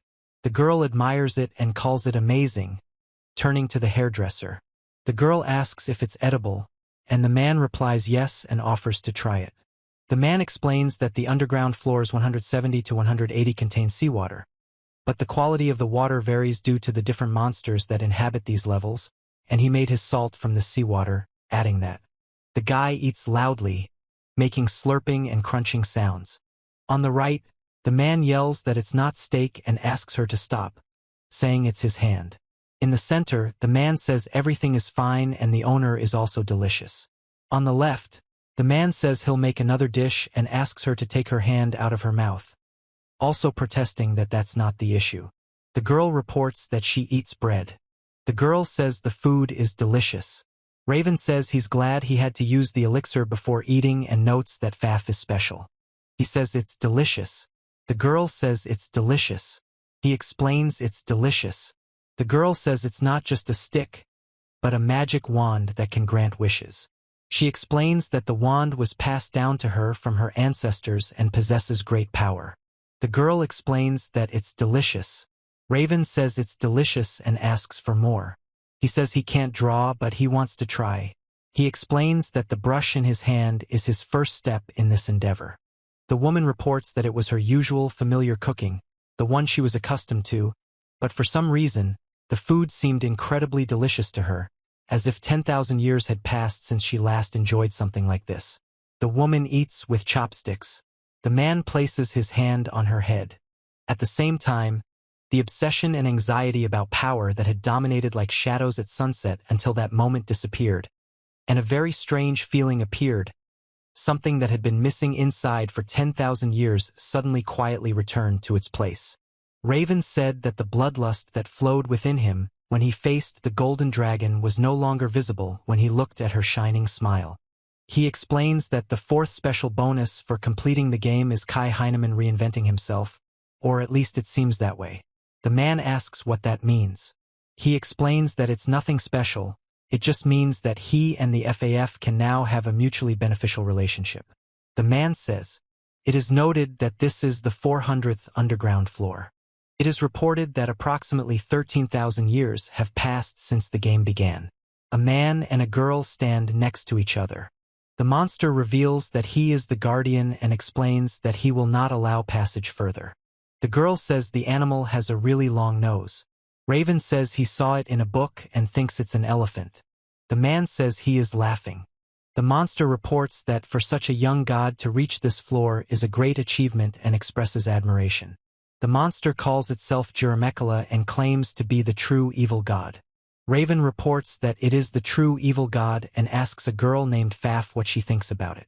The guy asks the girl if she's finished her steak. The girl replies that she hasn't and will eat it later. The girl places her hand on the mechanism. The girl continues eating. The girl says she'll beat up her interlocutor, then asks him to wait a few times. The man calls the girl little. The voice states that the other person is still as cruel as ever and asks who they resemble. To which the other voice replies, obviously, that they resemble themselves. Raven says that she's going to intervene and set an example, asking them to observe this for a while. The guy asks if the other guy is an evil god, then says that he shouldn't waste his life so recklessly and begins to consider the situation. Raven tells him to surrender right now and promises to let him go if he agrees. The man says it's for him and asks if it means giving up. Raven says he doesn't like killing. The man asks who he is to say that. Raven says that if he's not harmed, he's willing to let anything go free, from insects to dragons. The monster says he is. The man shouts that this monster is a scoundrel. The boy says that the insolence comes from a simple boy. The man says that he is a servant of the supreme god Mara, the greatest god and creator of heaven and earth. The man explains that he is Mara's first vassal, holding the highest rank among the gods, and as the most trusted, and Raven informs him that for a novice god like him, the honor of speaking with him is a merit passed down through generations, and yet he says that Jiramekala, Mara-sama's most powerful servant, cannot demand his surrender, as it is impudence to leave even a fraction of his essence. The man says he's quitting. The guy says that if he can't win, he'll die. He explains that he can't afford to die because he has to protect everyone. The man reports that it was an attack and explains that the blast wave was so powerful that it destroyed everything around it. He explains that no one could withstand such power and that the consequences would be catastrophic. The sound of a sword hitting wood. Raven says it's both drawn out and annoying. The man says that if they had given him a short refusal, perhaps at least the bones would have remained. The girl says that the more pompous the little man, the more serious. The girl says that the master, as expected, instantly destroyed the enemy. The guy says it's basically faff. The girl explains it's not.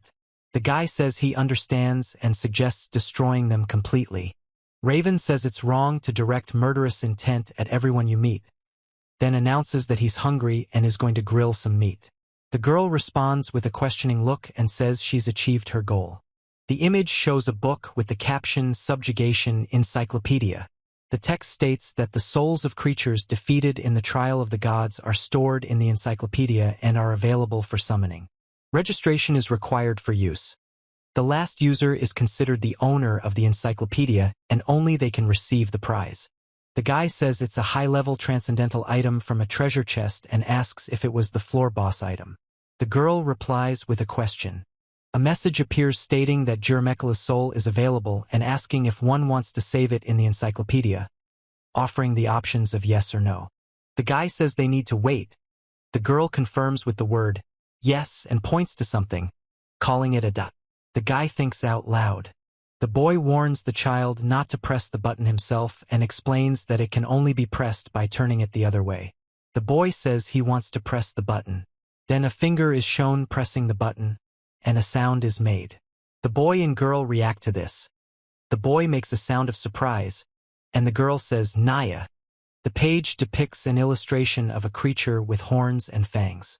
The text details the creature's stats, including parameters listed as 5600 H, 600 dB, 1200 F, and 870 dB. A detailed description of the creature is also provided. Raven says he now understands how it works and explains that you can summon registered monsters, calling the book quite interesting. He says that if the substance is suitable after testing, he will try filling the encyclopedia again from the first floor. He then informs the FAF that they are returning to the surface, as he has an idea he wants to try. The FAF says he is hungry, and he notices that the FAF's appetite has not changed at all. It is indicated that this is the first floor, ground level. The girl asks what he's going to do. Raven says he's going to summon the newly captured Jiramekalu. The girl says the long-nosed creature they just defeated is called Jiramahala. Then she exclaims, "Ah!" The man says it's a master, completely destroyed, and adds that it's not right to say that, especially to a woman. The man confirms that it is and wonders if he understands. The man explains that if he can't win, he will die. The man states that in the name of Kai Heinemann, he commands the Encyclopedia of Subjugation to obey, and simultaneously speaks the words of the Jiramekal spell, ordering it to release. A man reports a humming sound. A man reports a humming sound. The man says that this place is called the limit. The scene depicts a bright explosion or flash of light, accompanied by sound effects. There is no text or speech in the image. The man says that there is nothing in this world that money cannot buy and explains that if a person has money, he can get anything he wants. The man says it's somewhere and that he feels something. Then he expresses bewilderment. The boy reports that a nose has indeed appeared. The girl explains that the nose is long. The man shouts Karg and says that this is the same budding god he saw earlier. The man says he's captured a soul and summoned it from an encyclopedia, and from today on, the girl will serve him, asking if she understands. The girl categorically refuses and asks who he is. The man confirms his words. Raven says he's still just as naughty, then says okay. Raven shows off an indestructible stick. He says that he will train the interlocutor himself and that after about 10,000 times between life and death, he may become a little more obedient. The man reports that 51,000 years have passed since the game began. On the right, a man announces to wake up. On the left, a man snores. The boy says good morning to Giri. Giri responds with respect and greets him. The one-eyed creature salutes and says good morning, sir. The monster reports that the response is too slow and strikes hard. The guy says he warned that the greeting and response should be made before his. The man apologizes to him. The boy asks what he is. The man says he's a worthless bug crawling on the ground. The man explains he's a worthless bug of the lowest order, worse than a bug. The man says bugs are superior to him. The man denies it. The girl says she's waking up and wishes him a good morning. The man turns to Fafnir and tells him he's a worthless bug. Fafnir responds with a greeting. The monster reports that the response is too slow and strikes hard. The guy says he's asking for forgiveness, and Raven says he told him not to use that kind of language in front of Faith. The girl says good morning, then calls the interlocutor her worthless master and says that because of him she has also become worthless. Raven announces that the FAF is a worthless bug crawling on the ground, and now they are all worthless bugs, including Giri Mekala. He then orders them to do 500,000 push-ups for breakfast as punishment and orders them to begin. The two men agree and begin. An hour later, the man is breathing heavily. The monster announces that he is finished. The man behind him says that the job is well done, and Raven announces that they are going back underground to continue filling out the encyclopedia. The guy says he also wants to try out the item they received yesterday. The man asks if he received another item to enhance it, to which the guy replies no. The guy reveals that these divine sealing gloves can weaken his abilities at will. He explains that he can reduce the power of his abilities, and then expresses surprise at this. Raven explains that if you lower your stats to the limit, suffer a near-fatal defeat, and then win, your stats will increase slightly, adding that if you lose, you'll die. The man says this guy is crazy and completely amazed. He informs her that while he's gone, the house needs to be cleaned and supplies replenished. The man replies that he understands. He explains that FAF eats a lot, so he needs to stock up well. The man confirms the order. It is reported that 65,000 years have passed since the game began. The image contains no speech bubbles. The text block states that the action takes place on underground level 700.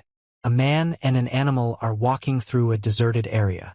The boy says there are no trees or rocks here, only a blood-red sky, and remarks on the barrenness of the land. The girl calls it very red. The man says there's something there and asks if it's a zone with temperatures of 200 degrees Celsius, causing instant death upon entry. The image contains no speech bubbles or text, and the characters do not interact. It depicts a phoenix-like creature surrounded by flames. The monster says that he doesn't recognize his interlocutor and notes that for anyone, he has advanced impressively far. The guy reports that due to the divine gloves, which greatly reduce his stats, he can no longer judge the enemy's strength by intent or aura. Raven explains that he could previously determine his opponent's rank simply by looking at them. He reports that it seems the higher the rank, the deeper the killing intent, though it's felt but not fully manifested and can be so weak as to be practically non-existent. Raven says that if the intent isn't manifested, does it mean? A guy named he says he wants to know the opinion of a girl named Faf on that subject. The girl Faf says that so. The girl says it's delicious and tells him that this is his take on it. A guy tells a girl that he likes chicken. The girl explains that she's not talking about the cooking method, but about its nutritional value, and clarifies that the meat is grilled. On the right, a man says that Faf is a lady and shouldn't be so greedy over food. The girl replies that the food looks delicious. The man wonders what these two are even talking about. On the left, a close-up of a bird says that it looks like a strange bird monster. The monster screams at being called a freak. Raven says no, making an ah sound. The guy explains that it's just a figure of speech and that if you consider it a food ingredient, you might say the other person is a bit odd. The man responds that it's a food ingredient. Phoenix states that it is unforgivable to disrespect the divine phoenix of this island and declares that he will never forgive them. The man says it's a machine that can destroy everything around it. The man explains that it was created for war and has immense power. The girl tells Cornav to begin the attack, calling it engage. The girl explains that Faf will take care of it, while simultaneously telling Master that he just wants to eat it. The guy says he hasn't heard about this in a while. The man explains that the testing phase for defeating Phoenix has begun again. The dragon informs that challenging him is an unforgivable folly. The woman says that blasphemy must be paid for with her purifying flames. In the upper right, the man states that if he fails to win, he will die. In the upper left, the man explains that if he dies, he will be unable to protect his comrades. A guy tells him not to underestimate Cornav. A girl next to him says Cornav's name. The man expresses surprise. The boy speaks words of cataclysm and shock. The man falls down. The girl shouts the name of the lion move. Skyslash. Raven says that if he can't win, he'll die, but if he wins, he can save everyone. He explains that he can't afford to lose, because then everyone will die. In the top right panel, the girl announces that she is about to attack. In the top left panel, the girl explains that her attack will be powerful and unstoppable. Raven says one more hit is needed and screams. The guy announces that he is a god and explains that he will destroy everything that exists. A woman falls among the debris. The woman says she can't fall. The woman explains she won't fall. The man says she won't fall because he'll catch her. The scene depicts an explosion or a strong impact on a metal surface with 3 circular elements. There is no text. The woman reveals that she is a demon and explains that her power is a curse she received from her father. Raven says he's impressed that Faf called out a special move today and praises him for his work. Faf is surprised that Raven is impressed by this. The girl announces that it is time for flambeing and that it is time to get ready to cook, and then turns to the owner. The guy says he's going to fry her now and confirms it. The man says to hit her on the thigh. The girl reacts to the explosion. The guy reports that the monster is starting to burn on its own, and says that it is becoming tastier, and also calls it an attentive monster. The guy says the creature is regenerating and reports that Faf made sure to finish it off properly. The image shows the silhouette of a bird surrounded by flames. The character reveals that he is immortal and explains that he is a bird god who controls life and death, resurrecting after countless deaths. The girl says Faf will do it again and calls the man little, then asks him to wait. The man laughs and starts talking. The man explains that it's an immortal bird that never dies, and says it's superior and the best. The man says that's why he didn't want to deal with this guy, calling it annoying. The guy says his blood is boiling and he hasn't felt such excitement in a long time, and then offers to check whether the other guy is truly immortal. The guy says that first you need to take out all the organs while the creature is still alive, then cut them into tiny pieces, reducing them to the size of a fingernail. The man says they will then use Raikiri to burn and reduce to ash. The man asks how long the life force can last and says he looks forward to it, addressing the bird deity. The man warns the father that Faf is watching. The scene depicts a sword thrust into the ground, with the sound of impact being heard. The guy says he can't believe it happened. Raven says what's going on and what happened. The guy reports that it is. The man reports that when he cut it into pieces, It died and congratulates Phoenix on her defeat. The guy says he's resurrected after countless deaths, and the girl says he's probably joking. The girl explains that it is impossible, and Raven says that he can't do it. He says it must be true. A man reports that the Phoenix's soul is available and asks if it should be added to the encyclopedia. The man calls the Phoenix an immortal bird. The man says what the hell. Raven says he boasts about his immortality, but is nothing special, and accuses him of being a useless parody of a bird for at least 10 years. He also calls him a mindless, pathetic, and spineless monstrous bird. The girl says it's not what she wanted. He says it's not. The guy says it's unacceptable to use that kind of language, then says he's just joking. The guy says he did it specifically for Faf and only said it now to show her what not to do. The girl says the transparent object is cracked. The guy explains that this is also wrong, and he did it so Faf would notice. The guy explains that Faf is a lady, so such behavior is unacceptable, and adds that even if she's not a lady, this is still not allowed, addressing her father. The girl asks if Faf understands. The girl says she understands and calls the owner bad. The guy explains that the circle means understood, and the cross means bad master. The girl remains silent, and the guy says the same thing. The guy says it's time to go home. The girl agrees and says they'll return to the Beatles' insignificant place. The guy thinks parenting is really hard. The girl says Faf is a good girl. The guy explains that this is a classic example of bad parenting.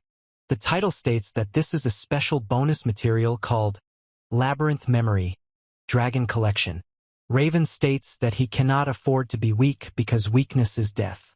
It is reported that Faf is a dragon, but not just any dragon, but a divine dragon with divine status, and that so much time has passed that she can no longer remember why she is in this labyrinth.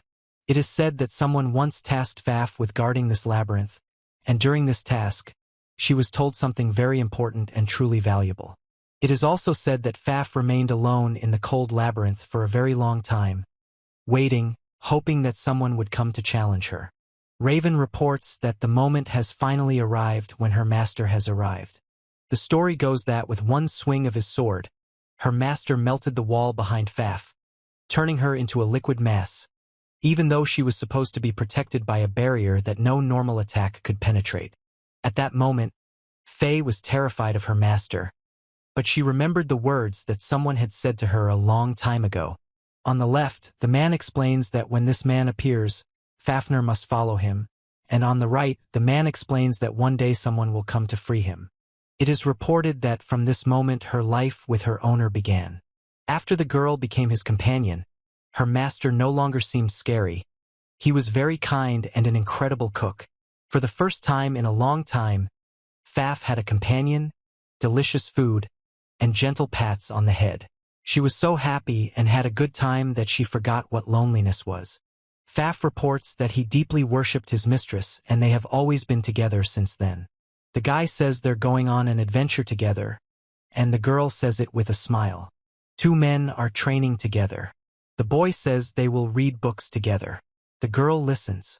The woman reports that they even slept next to each other. The guy says he wants more. The guy says the food is delicious and says he's glad you like it. The girl thanks him and explains that thanks to him, her cooking skills have really improved, and then laughs. The speaker informs them that if they continue eating breakfast, it will soon be lunchtime and they should leave. The other one says he is looking forward to lunch, as he has already packed the food, and they will eat again at noon. The guy says it's a bow. The girl explains it's a shooting weapon. The man on the far right says hello and good morning. The man in the middle says that along with his greeting he has a report. The man on the right announces that 2 new vassals have joined the Kai army as of today, and expresses hope for successful cooperation. Raven says he is being counted on and expresses his honor and thanks. He tells them to take care and be cautious, then announces that they'll be back by evening if possible. The guy orders them to prepare ingredients for dinner and prepare a bath, and then confirms the order. Raven tells Faf it's time to go. The text states that many monsters respect her master, and Faf is proud to see this respect. The man says he can't believe this happened and that he didn't expect this outcome.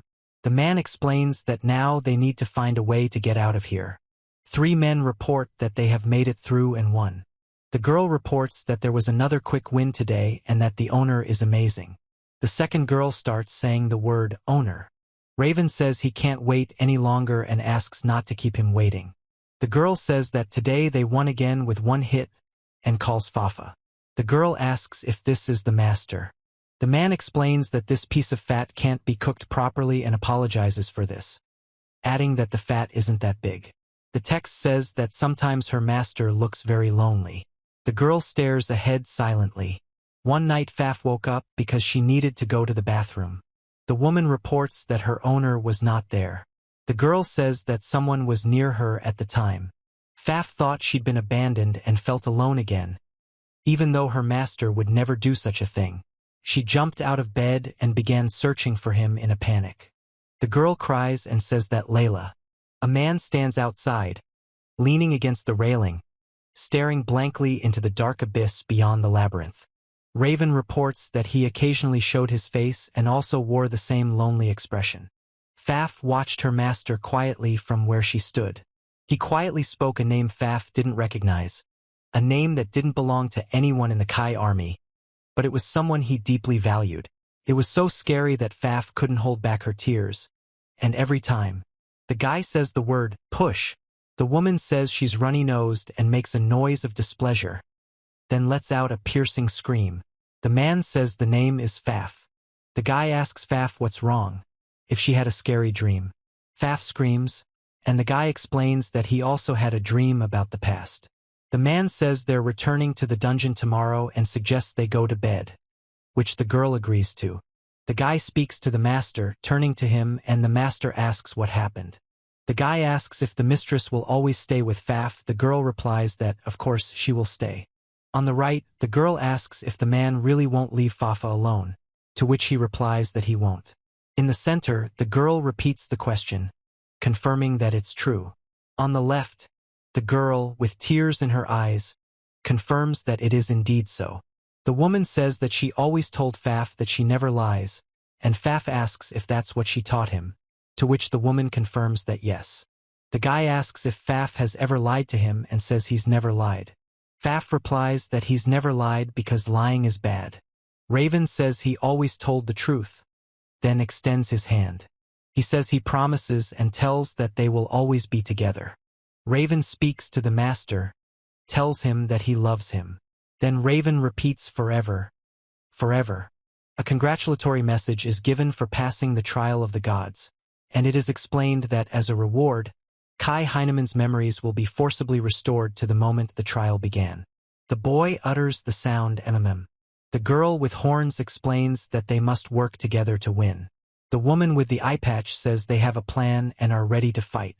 The girl with long hair says she will support the team from the rear. Raven stands with her sword drawn, and next to her, a boy prepares for battle. The boy reveals that he is Kai Heinemann, who went on a journey to the royal capital, where he was pursued by mysterious black beasts and a red-haired man, and stumbled upon a dungeon beneath. The boy explains that if he hadn't completed the dungeon, he would never have been able to leave, and explains that he fought countless monsters, making connections along the way. He explains that time was frozen both inside and outside the dungeon, and somehow he managed to escape. Fafnir says the master is acting strange, to which Astaroth explains that it's natural, considering they've returned to the original world. The text reveals that the two are former bosses of the trial of the gods. The boy suggests they hurry and fight to the death, and Astaroth responds. The girl reports that someone is approaching.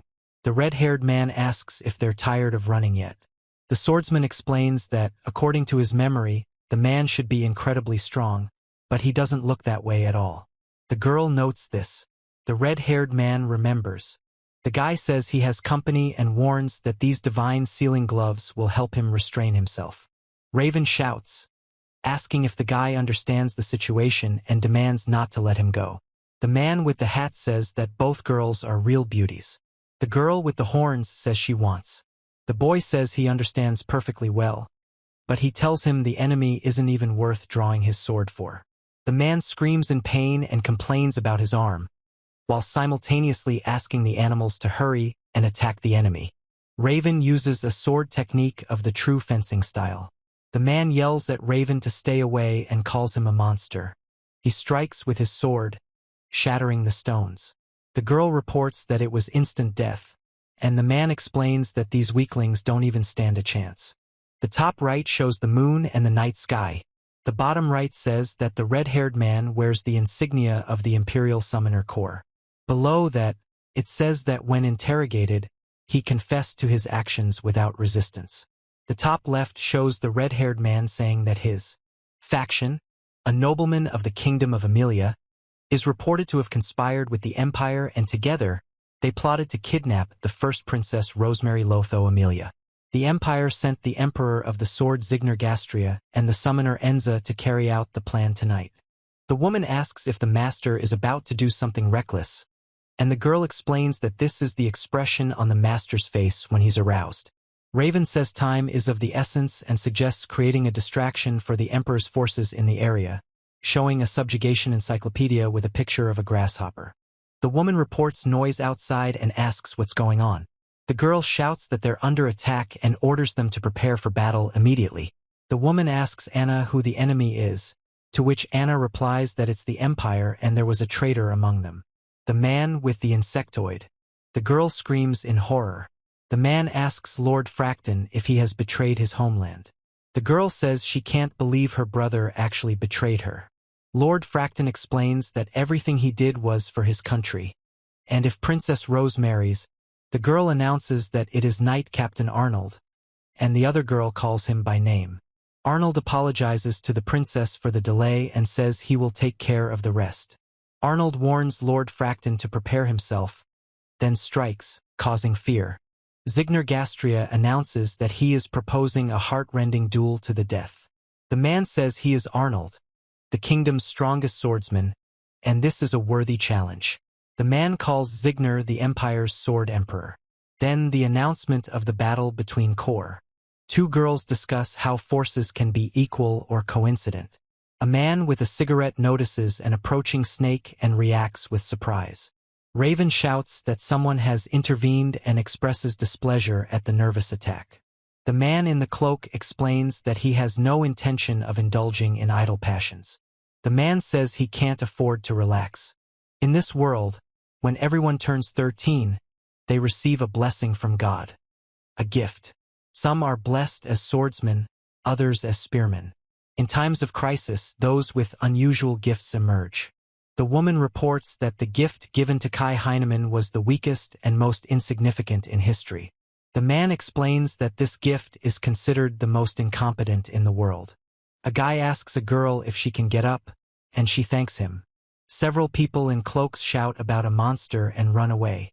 A girl with horns raises her fist in joy. A woman in a hat says she'll leave the cleaning of the small enemies to them, a man with horns and a girl with. Rena reports that she has often heard about Kai from her best friend Rena Grott. Rena explains that Kai was always a weak and innocent boy. The man says it's hard to believe he has a useless gift. The girl notices something with surprise. The woman and man panic and call out.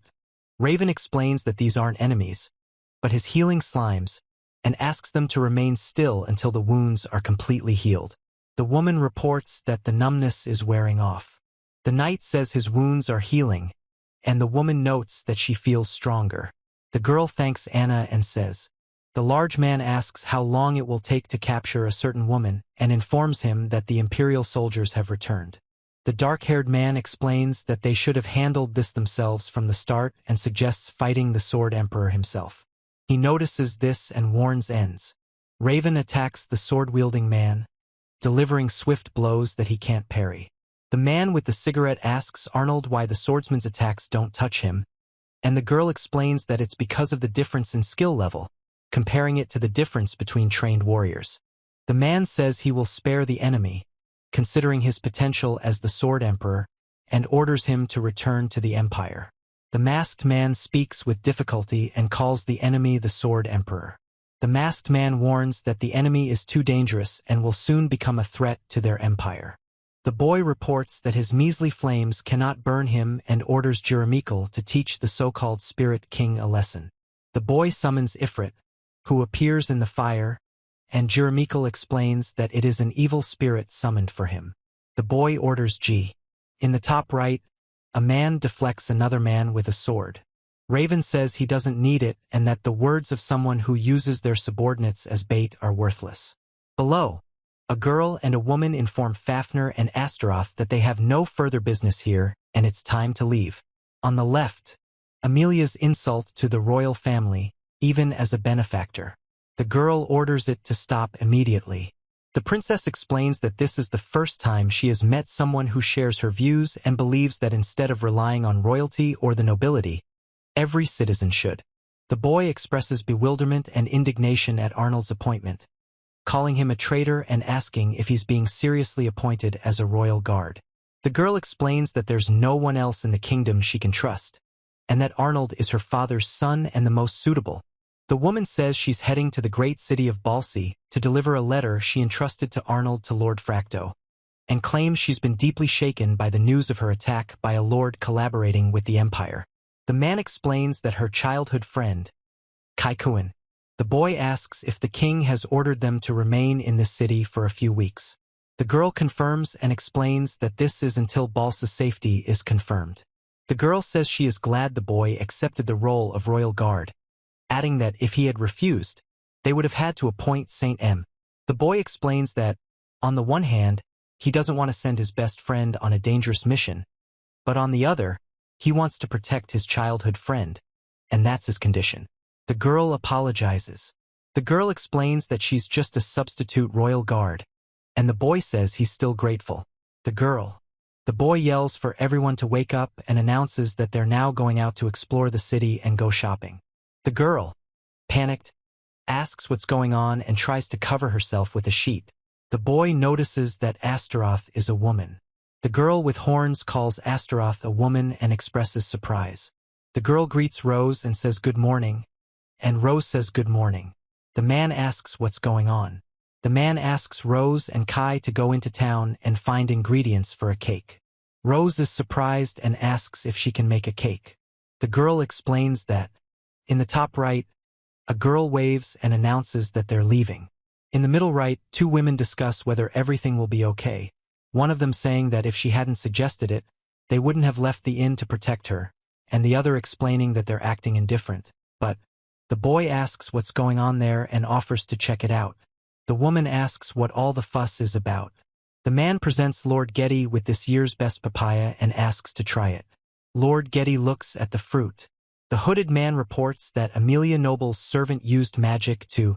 The old man asks for forgiveness for their mistake and says that all the city's inhabitants will be executed for treason or must pay 50 million ores in compensation, to which the man explains that the city cannot afford such a sum. Raven reports that Fracton, Amelia's nobleman, is truly incorrigible. Raven says that, in the top right, a man announces that he is the leader of the Corn Guild, wielding a spike sword, while the man standing next to him explains that he is a subordinate and the leader of the Copper Guild. On the left, a group of townspeople express surprise that these are the legendary 4 sacred guilds. A man with a mustache. The guy says that if it's murder, then let them handle it, and the man next to him calls them a cruel gang and parasites. The guy screams in pain when the man steps on his head and explains that it's inconvenient for the Zaruba family to remain alive. The guy explains that the fruits of his father's papla and a guy with a tattoo on his face threatens a dog, demanding it get out of the way or he'll trample it. And another guy warns Finn not to set everything on fire in the middle of the city. A girl in a dress calls Fon and apologizes for running ahead, and a man in a top hat says he's a tourist. The man screams in terror, calling him a monster. Raven orders Astaroth and Faffy to take the boy to Rose and hide him there. Raven notes that the rotten fruit isn't the only sign of a conspiracy in this town. The man expresses pain. The man in the top hat agrees, and the girl reports that the bread was just baked, and the boy admires its aroma. The woman says she's glad they were allowed to use the oven in the dining room, and the girl with the ears and the dog express pleasure at the taste. The woman explains that Kai won't be back tonight because of his investigation, to which the girl replies.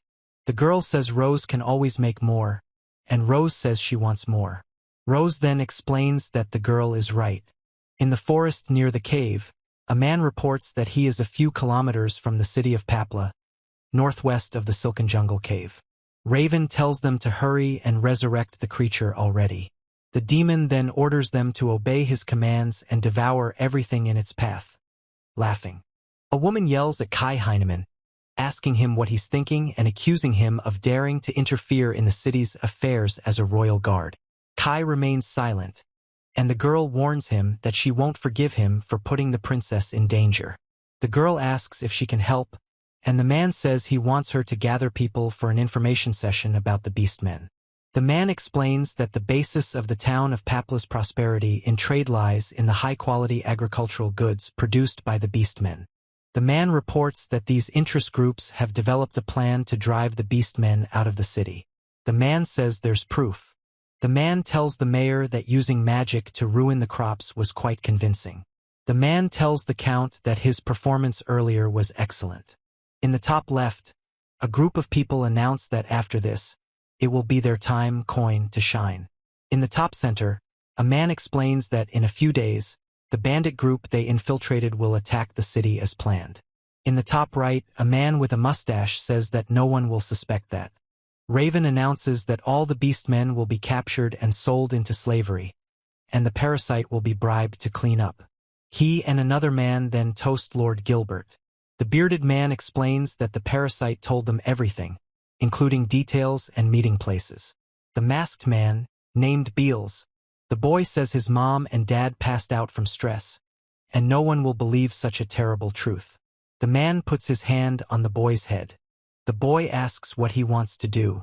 The girl with the ears says she can't forgive those who use their Papla fruits like that and wants to protect the city from them. The man with the mustache explains that the Papla fruits from the Zarba family never rot. The girl with the ears counters that it doesn't matter. The boy explains that it's the trust built by Shira's family, and that it's undoubtedly her strength. The man explains that there's no need to thank him, and that Shira must protect the city herself. The woman with horns explains that they're just farmers, most of them women and children, and they don't even know how to protect themselves. The boy declares he won't hold back his support and calls for a fight for freedom and the future, asking who's with him. The girl wonders what he's planning to do. The man explains that reviving the demon Totetsu and unleashing it on the city of Papla is an easy task for them, Kalami. The boy tells them to leave him alone while he's in a good mood. The girl explains that they're retreating to the base and orders everyone to leave, adding that there's no need for surveillance. The man with the insect-like face talks about unknown forces and a demonic beast planning to invade the city. In the top right, a man tells them to wait, and another man asks what it is, noting that the child should be sleeping at this time. A man with a baton tries to hit the boy, but the boy dodges and strikes, causing the man to scream in pain. The boy says he did it because he knew he was supposed to. The girl asks Norn to buy them some time, and Norn says he'll slow time in this zone to 1/500th. The girl with horns suggests calling her Professor Faf if they want to defeat the enemies. The guy explains that, according to Kai, the size of the bandit gang doesn't match the number. A man with a mustache says the mayor has chosen a beautiful woman for himself today and invites her to pour him a drink.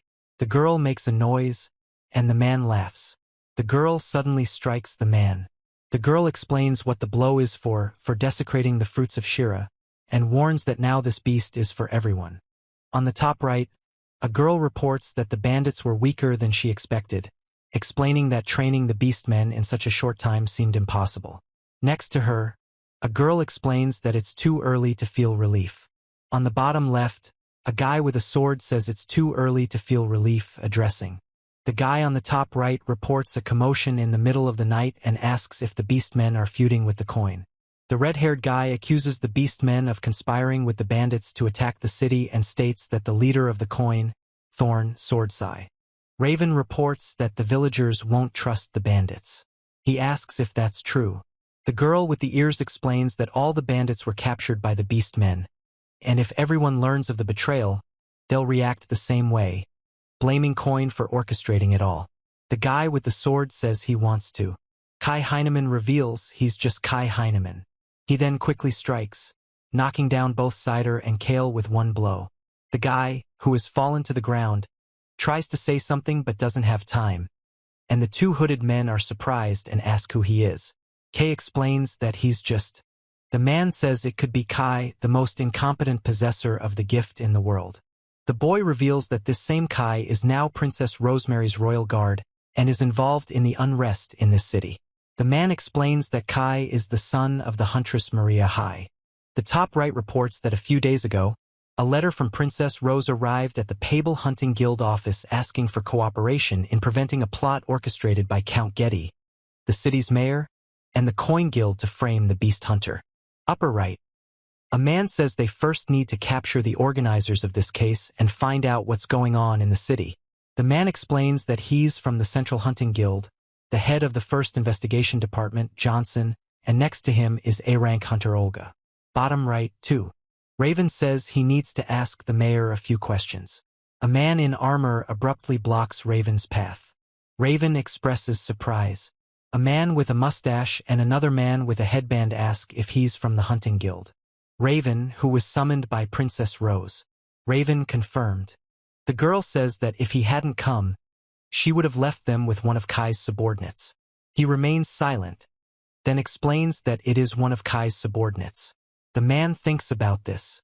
First, the man reports that a group similar to Coin is outside the city walls and wonders what's going on in this city. Then the boy reports that thieves have indeed attacked the city, and most of them were repelled and captured by the beastmen.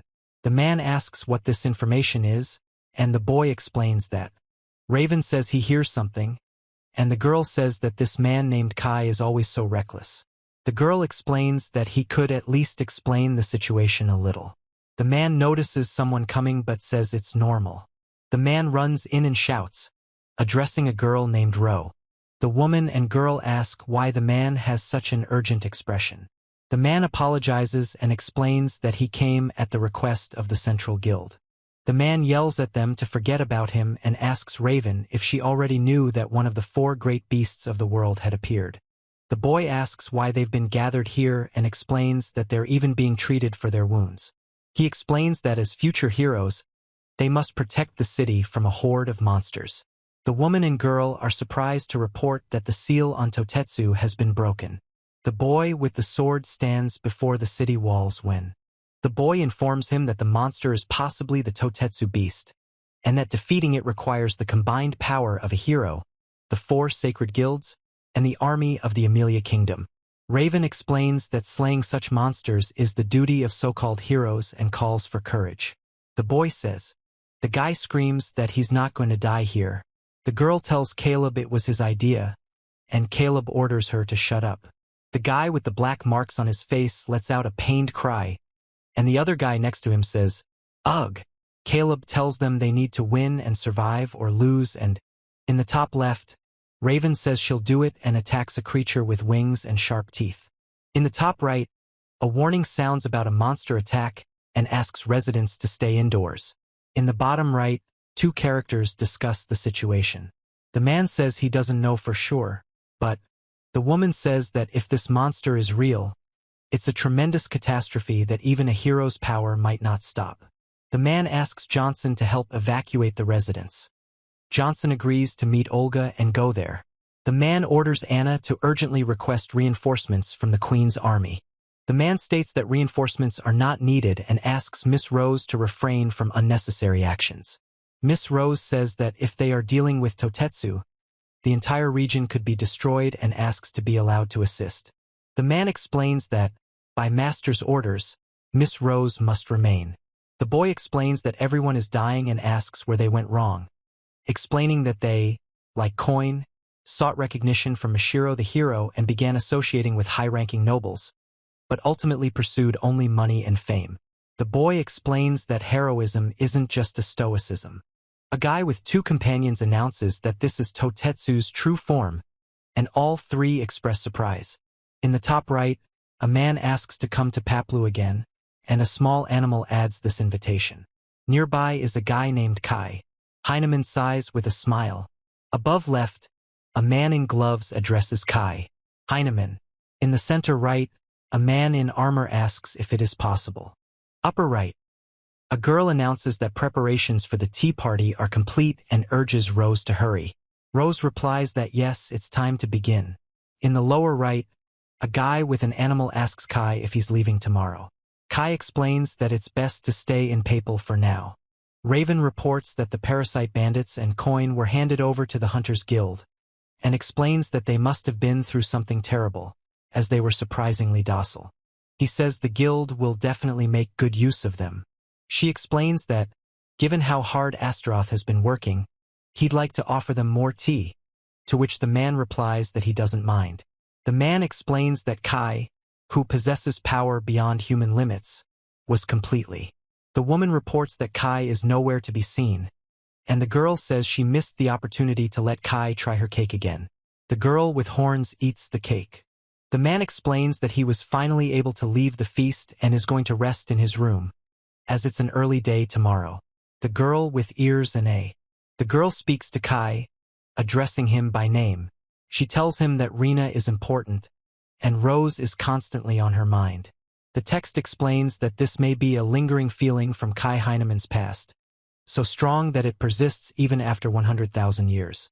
The man says he'll keep up the game until a true royal guard is found. He then explains that it doesn't change anything.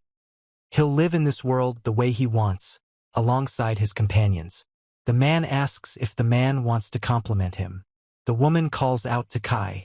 The girl says that she has a lot of questions and she wants to say a lot, but the girl says she is glad that the guy is her royal guard. The boy explains that he's just a temporary royal guard and asks how many times he needs to repeat this, and the girl says she knows. The girl explains that as long as she's alone, the boy will always be by her side. Of that she's sure. Raven says she's such a cheeky girl and always says weird things and then makes a sound. The guy says he doesn't want to send his best friend on a dangerous mission and wants to protect his childhood friend. He wonders if he's obsessed with this girl, regardless of Rena's case. The girl asks if the owner liked Rose's cake. In the top panel, a man says the food was delicious. From top right to bottom, the city of Armgard, the capital of the Kingdom of Amelia, is shown. A man runs down the street, shouting Kiichi's name. At the bottom right is a girl, Rena. Grodd announces that he is going to the city of Bals to see Rose. Raven says she's worried about Kaikuin and Rose-chan, and that they'll have to go to Bals too. Raven reads the letter and says it's definitely Lady Rose's handwriting and is surprised that Kai is traveling with her. Raven says she'll go look for a carriage heading to Bals. He reports that Julian is dead. The man asks if this is true, and he explains that Julian's presence has completely disappeared from this world. The man clarifies that this means someone capable of killing Julian is hiding in Papal, to which he answers in the affirmative. Balsa until then. After this, the man quickly leaves. The text explains that shortly after leaving Papla, they met Arnold. Raven reports that it looks like he needs a few more days to deal with the aftermath of Totetsu. He explains that a 2-week delay is just right, as he also has business in Balsa. Raven says it must be the Balsa Hunters Guild. He explains that the guild is located in. The man is silent, watching from the window. The man looks out the window at the street where 3 people are walking. In the tavern, people are talking and drinking. The man explains that hunters are divided into 6 ranks, from beginner, E, to superhuman, S, and their rank increases based on the scores of completed tasks and requests. The guy explains that to reach rank C or higher, additional challenges must be completed, but as long as he's registered, he can freely accept tasks. A guy says he wants to become a hunter and asks if he can register here. The girl says they handle registration here, and the guy confirms it. The girl explains that the registration fee is 10,000 and the guy agrees. He says he should have some extra money in his item box. The woman announces that she is handing over 10,000 and asks him to take them. Then the man confirms receipt of the 10,000 . The woman explains that the gift and status will now be assessed and asks him to touch the orbs, which will display information. Raven says that he was careless and if he stands out too much, he might get caught again. The guy reflects on how he suppresses his status to around 100 with the divine gloves, but to match his gift, he needs to lower it to novice level, and he doesn't know the average status of a regular novice hunter. He says he'll set his power level to the average for now.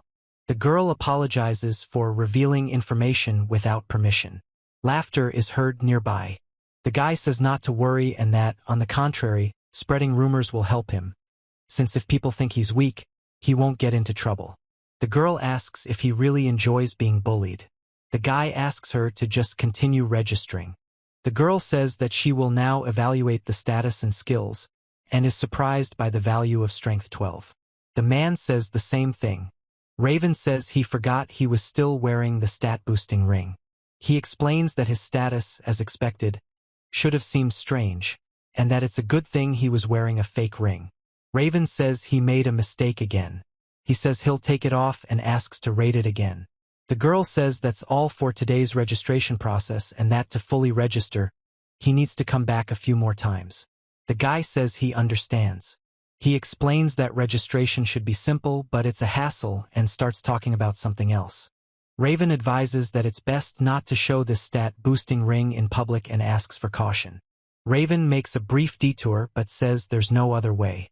The man explains that this is what the administrator mentioned.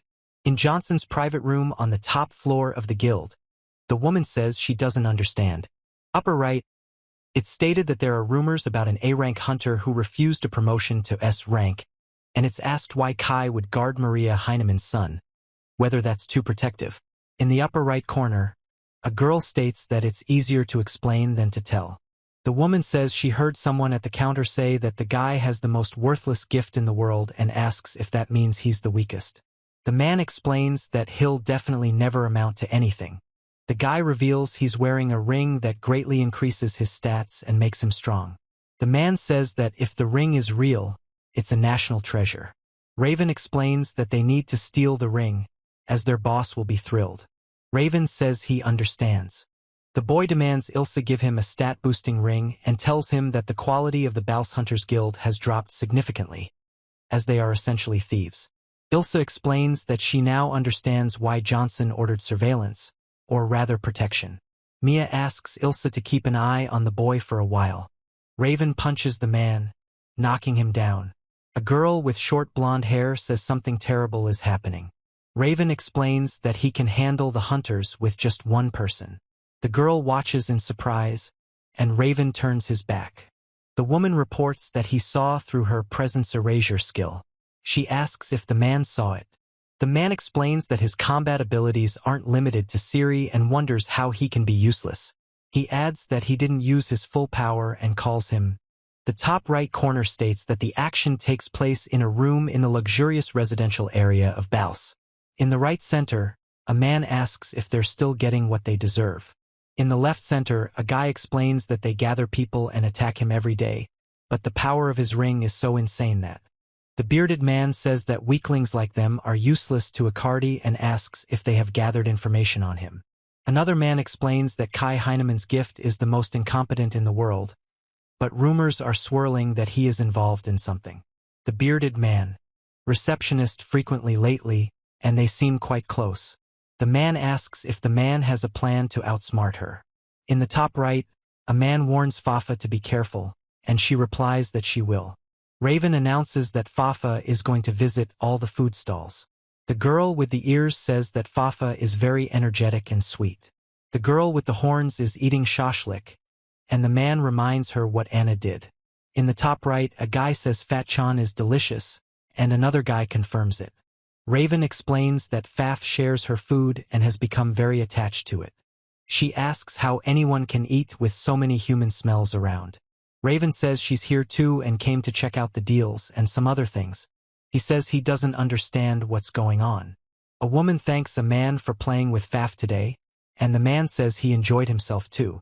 The man explains that Rose isn't the type to attend festivals easily, and Anna wouldn't leave Rose alone for fun. He says it's like having a cute little sister. The woman says that when talking to Kai, she doesn't feel like she's talking to someone younger than herself, and explains that according to the Hunter's questionnaire, she's 15 years old, although in reality, she's over 100,000 years old, and Kai is fine. The girl says her home is down this road and says goodbye. The woman waves. The girl says she'll see Kai-kun tomorrow.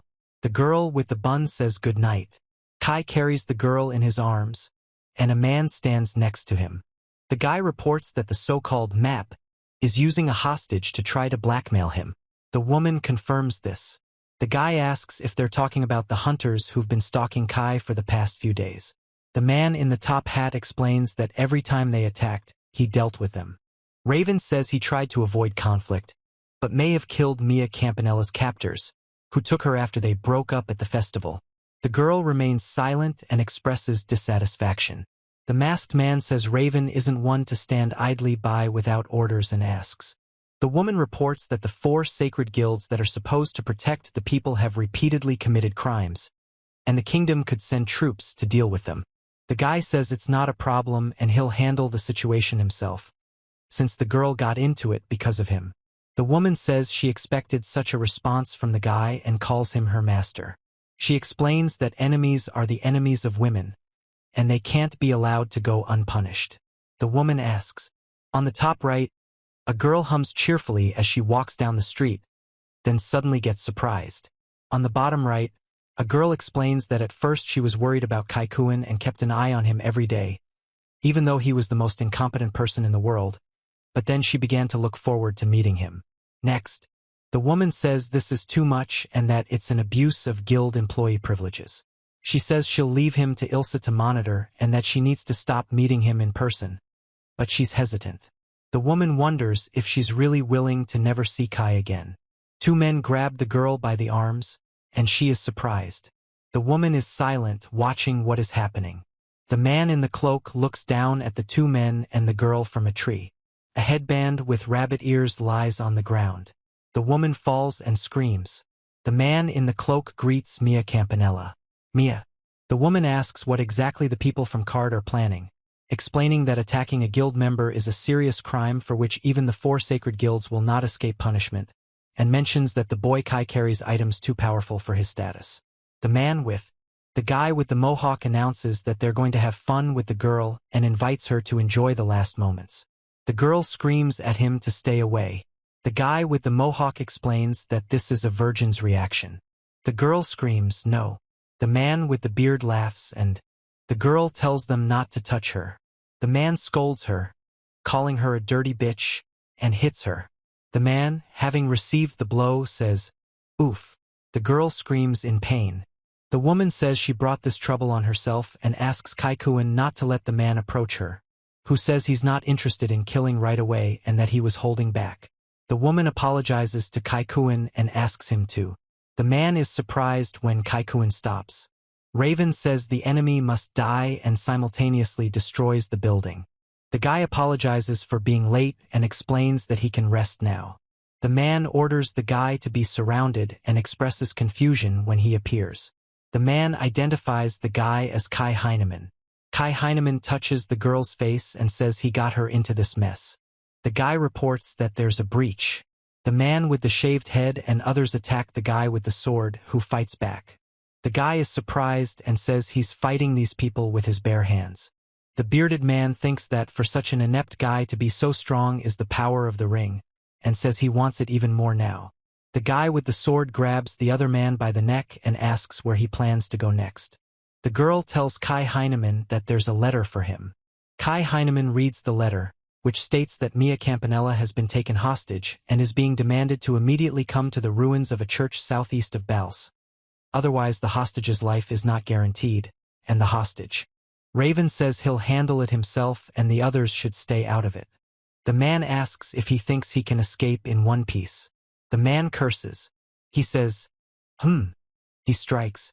The man laughs and says the situation has changed. He's holding the girl in his arms. The man says the stat-boosting ring he has will soon be part of his collection.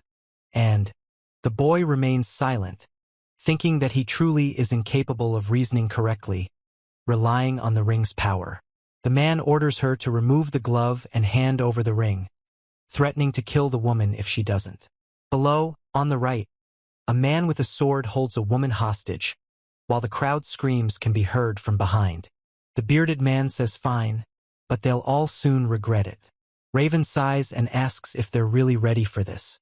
The girl by the window thinks the owner is removing his divinely sealed gloves. The man in the top hat and glasses says he hasn't been free in a while and names people. He tells Nemesis to carry out the order. Nemesis agrees and begins to act.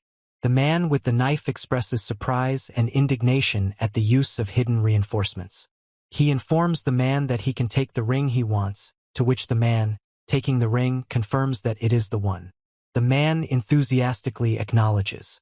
Raven says he's no different from those who rely on their gifts, and that even Cider was better than most, he had a fighting spirit.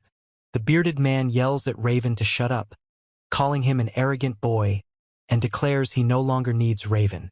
Raven says. The man screams in pain, not understanding what's happening, and says he didn't see the sword strike. The man screams in pain, saying his hand and fingers are cut off. He screams. The man accuses him of giving him a fake. The guy is spinning and breathing heavily. The man explains that the ring was indeed what Raven so desperately wanted, but he never used the equipment to enhance his abilities to begin with. Raven says that, whether he has the ring or not, he's not weak enough to lose to the man, and that's all. The man asks for help. Then a destroyed building is shown. He tells Bells to order them to make these scum taste hell, leaving them alive but making them suffer greatly, to which Bells agrees. The man being dragged asks where he is being taken. The Black Shadow addresses him as the master and informs him that they are very interested in. The guy says it's them and says not to worry. They'll hand them over to the Hunters Guild accordingly. The man explains that Carta has been disbanded, mostly destroyed, and that they saw everything. The man says that Mahiga will likely be sentenced to hang given his past. Raven says that the scenario in which he intentionally allowed Mia to be kidnapped requires an explanation and turns to Nemesis. Nemesis says they simply set the scene, and there's no point in explaining it to him. The man doesn't understand what's happening. Raven explains that it was important that the master rescue him. The woman says she's leaving the cleaning to the man. The woman explains that this is the master's true power, and the man says that the master hasn't even used 0.01% of his power. The man says that the master reminds him of his former master. The woman says that means there's no one in this world who could. The woman says that he needs to give him a reason to stay in this world other than fighting. The man and woman embrace. The woman calls the man Kaikuin, and he responds. The man says that she's awake and is going to take her home, asks if she's hurt, and apologizes for putting him through this. The woman says she'll see Kai later, and Kai replies that he will. The guy says MMM, the girl says Mew. The woman says the owner should have at least escorted her to the entrance, and the man agrees, adding that he could have even gone into her room. The girl asks to hear everyone out. The woman explains that they share a destiny with Kai-sama and would never harm anyone he wishes to protect. The woman tells them not to worry. The man says he missed the opportunity to thank them and explains that while they relied on Kai to cleanse the guild of corruption, they ended up awakening a far greater evil. The man explains that their power is incomprehensible and they will immediately notice. The guy explains that Kai is the son of an old friend he's known since childhood and doesn't understand what changed him, but the essence remains the same. The girl says she can't believe Kai is like this and adds that his companions could be bad people. The guy tells Rose that he's back. The woman reports that, judging by his behavior, everything turned out well. Raven remains silent. The woman explains that even if Kai was saving a civilian, he caused too much noise and doesn't understand his role as a royal guard. Raven says she didn't sleep because Rose herself refused to listen when. The girl says that he always acts independently and constantly makes Rose herself worry, which is exactly what she meant, and Raven says that Anna is tired. Raven explains that it's already morning and they need to rest, asking if Anna agrees. Anna is silent. Raven looks at. First, the man states what he will repeat. A country where discrimination and poverty flourish, where corrupt officials and greedy leaders turn a blind eye, and the king and Rose, who do not know how to properly govern the people, are responsible for this and cannot escape accusations of incompetence. The woman explains that when Anna is in this state, it's best to leave her alone. The girl says Faf wants cookies, and Rose says she's about to bake a bunch of cookies and asks for help. The boy apologizes to Kai, who reminds him that they're out of the tea that goes well with cookies and asks. The boy says he hopes to receive a wondrous gift and become a knight, and the woman says it sounds exciting and wishes for Lord Ares' blessing. The boy explains that those born with insufficient blessings are considered incompetent or traitors, and the gift is mocked. First, the man explains that the kingdom, where discrimination is openly accepted, and the slave owners disgust the girl. Then Raven explains that she refused to accept Kai's words because she was afraid of facing this contradiction, and orders the slave owners to stand up because they are being watched by the buyers. A man with his hand raised expresses bewilderment and says hitting a child is crazy. A girl next to him is indignant and asks what he thinks. A woman with ears asks what's going on, and the man explains that they shouldn't interfere with his product presentation. A girl with short hair accuses the man. The man with the fan says the silver-furred, beast-like child is rare and will require 2 million or. Raven asks 2 million or, and the man confirms. The girl with the ears says she'll pay later and asks that until then, she treat the child with care and not cause any harm. The boy says it was the fastest way and wonders if the girl understands that she's a good person acting out of anger at the discrimination against beastmen. But her thinking is superficial. The girl says the boy bought the man for money and condemns him for participating in human trafficking in front of the night. The guy says Rose asked him to buy her favorite tea, and the man explains that he knows little about tea and is currently short on money. The woman responds that the guy really did give up his entire fortune to buy a stranger's freedom, calling it stupid. The guy explains that problems and contradictions. The woman says she was there, and yet it happened, and the guy explains that he fully supports buying the child's freedom. The woman asks if he's a masochist. The guy explains that it could lead to a scandal or even put him in danger. The woman coughs, and the girl asks what a masochist is. The man says that selling a ring in memory of his uncle won't affect people's taxes. The woman explains that the ring was a gift from his uncle for protection. The woman says that's probably true, but the man categorically denies it. The woman invites the man to participate in the Holy Combat tournament. Raven explains that this format of combat isn't suitable for him, and if he misjudges his strength it will be difficult, but according to the rules, killing an opponent results in disqualification. The girl supports Kai and says he won't lose. The man says that if he doesn't, he'll have to sell his uncle's ring, to which the other man replies. He says that the interlocutor reminds him of Nemia when they first met and asks if he really thinks so. The guy asks his name, and the man replies that his name is Kai Heinemann. The man says he's Zach from Group B-33, and the other man replies that he's from Group D-98, which the man then notices. The man says they'll meet in the final tournament, and Zach replies that if it's them, then there's no doubt. The pair. The man says it could be quite interesting. The girl says she's collected all the information about Kai Heinemann. The girl explains that she still doesn't understand. The guy says it happened when Kai Heinemann took off his gloves, after which his farsight stopped working. Raven says that even with his surveillance abilities, there are things he couldn't understand, and the guy replies that it wasn't surveillance. The woman reports that she clearly saw the church explode and that one man single-handedly destroyed Carta, one of the 4 great guilds. He asks Vinegar what exactly he saw, calling him the most useless person in the world. Vinegar remains silent. The guy says he's been watching him closely and laughs along with the girl. The man with the hat explains that Kai Heinemann will definitely join them and suggests cutting Kai Heinemann's Achilles tendon first. Raven explains that sometimes a large sum of money is necessary to survive, and this is a good experience for him, as someone who wants to live freely as a hunter. The man asks if the martial arts tournament will delay their return to the royal capital so he can earn money. The woman informs him that Arnold is not yet able to. He announces that he has registered for the tournament and it is time to meet Rose and the others. The man yells at him for being a useless loser and asks what he is doing here, accusing him of bringing shame on the name of their dojo and calling him incompetent. Friend. The guy says he left the Heinemann family himself. The other guy says he no longer uses their swordsmanship, so he doesn't owe them anything. The man says that the presence of an incompetent student in their dojo is a disgrace to them. The boy suggests that the instructor simply ignore this loser, explaining that he will still be a miserable failure. The man calls Rick by his first name. The man warns the loser not to dare use the name Hai. In the first round, participants are divided into groups of 100. To advance, they must collect 3 armbands. each initially wearing one on their right hand. A woman announces that the match will begin as soon as the bell rings and asks everyone if they are ready. The boy replies that he is. The woman then announces the start of the match. A guy offers to sell an armband for 10,000 ore, and the girl says they'll make it work. A man with swords says something.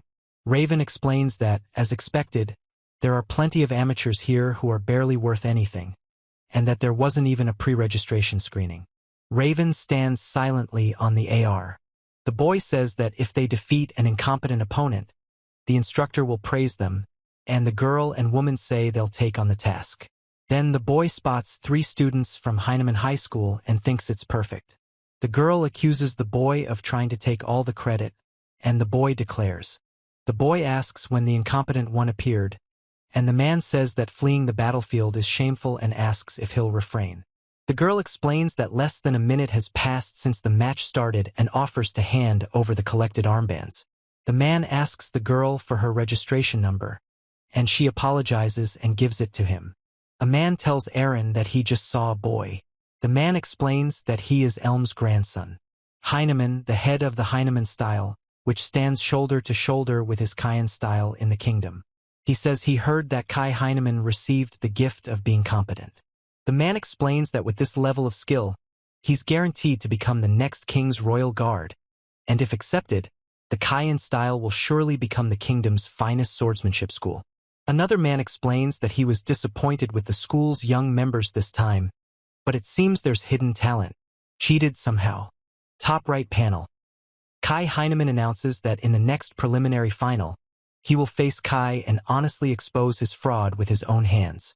Below, on the right, Kai explains that with the audience present as witnesses, they will clear his name and spare him the shame. On the left, a man tells Rick that. The guy reports that the two often spend time together and seem quite close. Riga yells that he's better than the other at everything and won't accept it. He gets up and demands an explanation, asking what the others are looking at. Riga starts making noise, and they try to calm him down, saying he's too loud and drunk. The guy says that the devil. Raven says that if he only had one chance.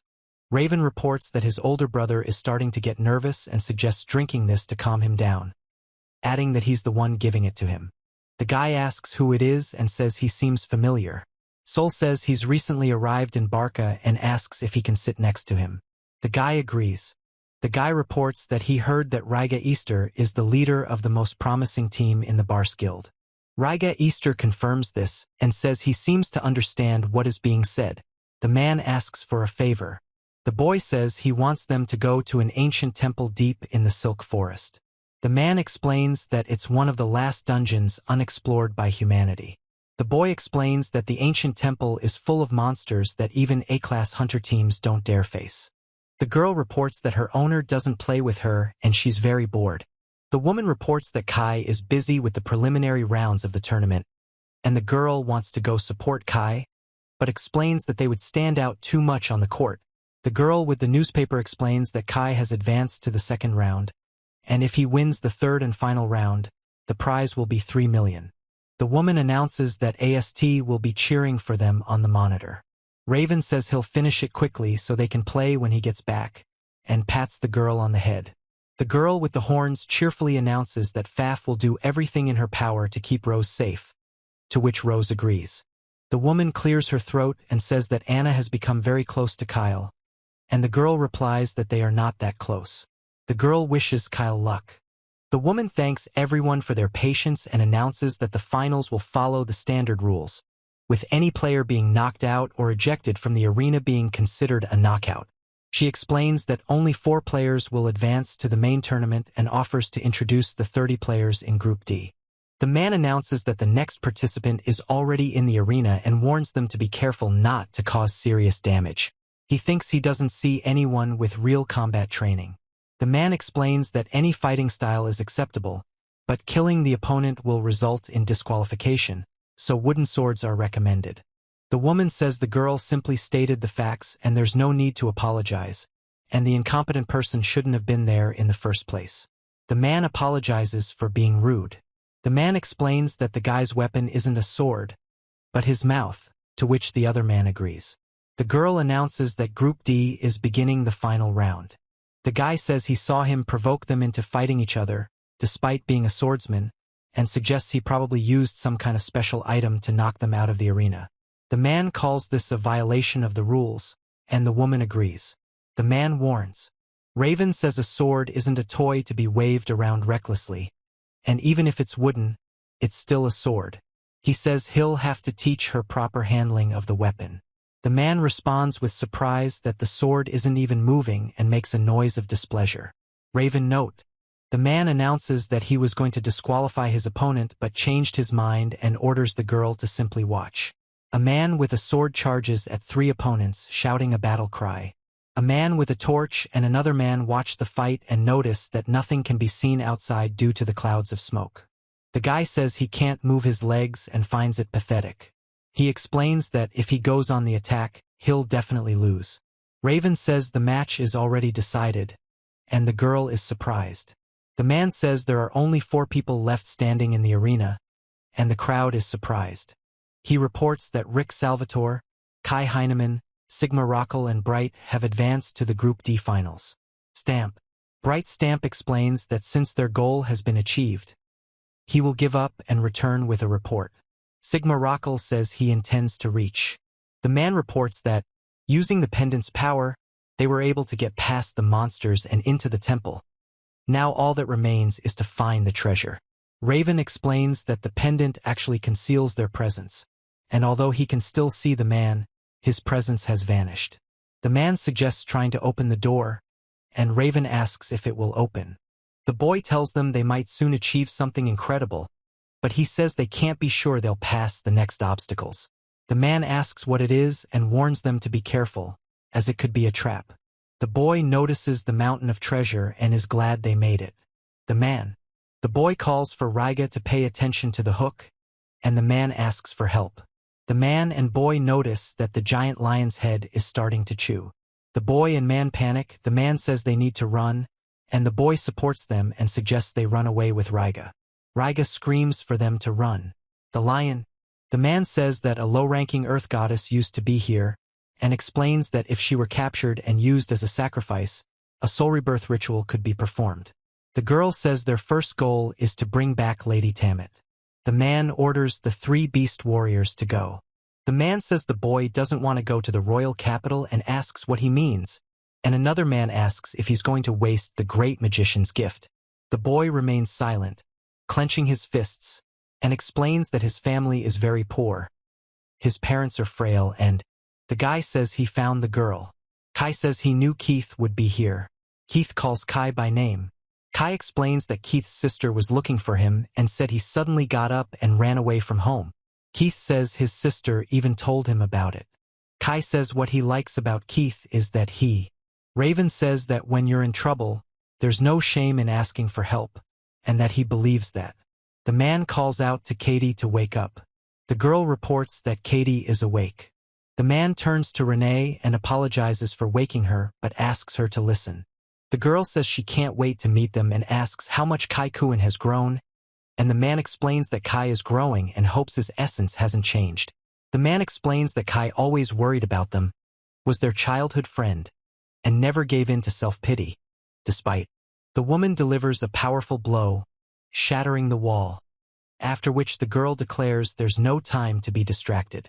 Raven grabs the woman by the throat and explains that this is Ren's holy sword. Grot, while the woman screams in pain and notes that she couldn't even fight with dignity. The upper right-hand side shows people knocked to the ground. In the upper right, a girl says that Kate, the coachman, and the horse, how could he do that to them all?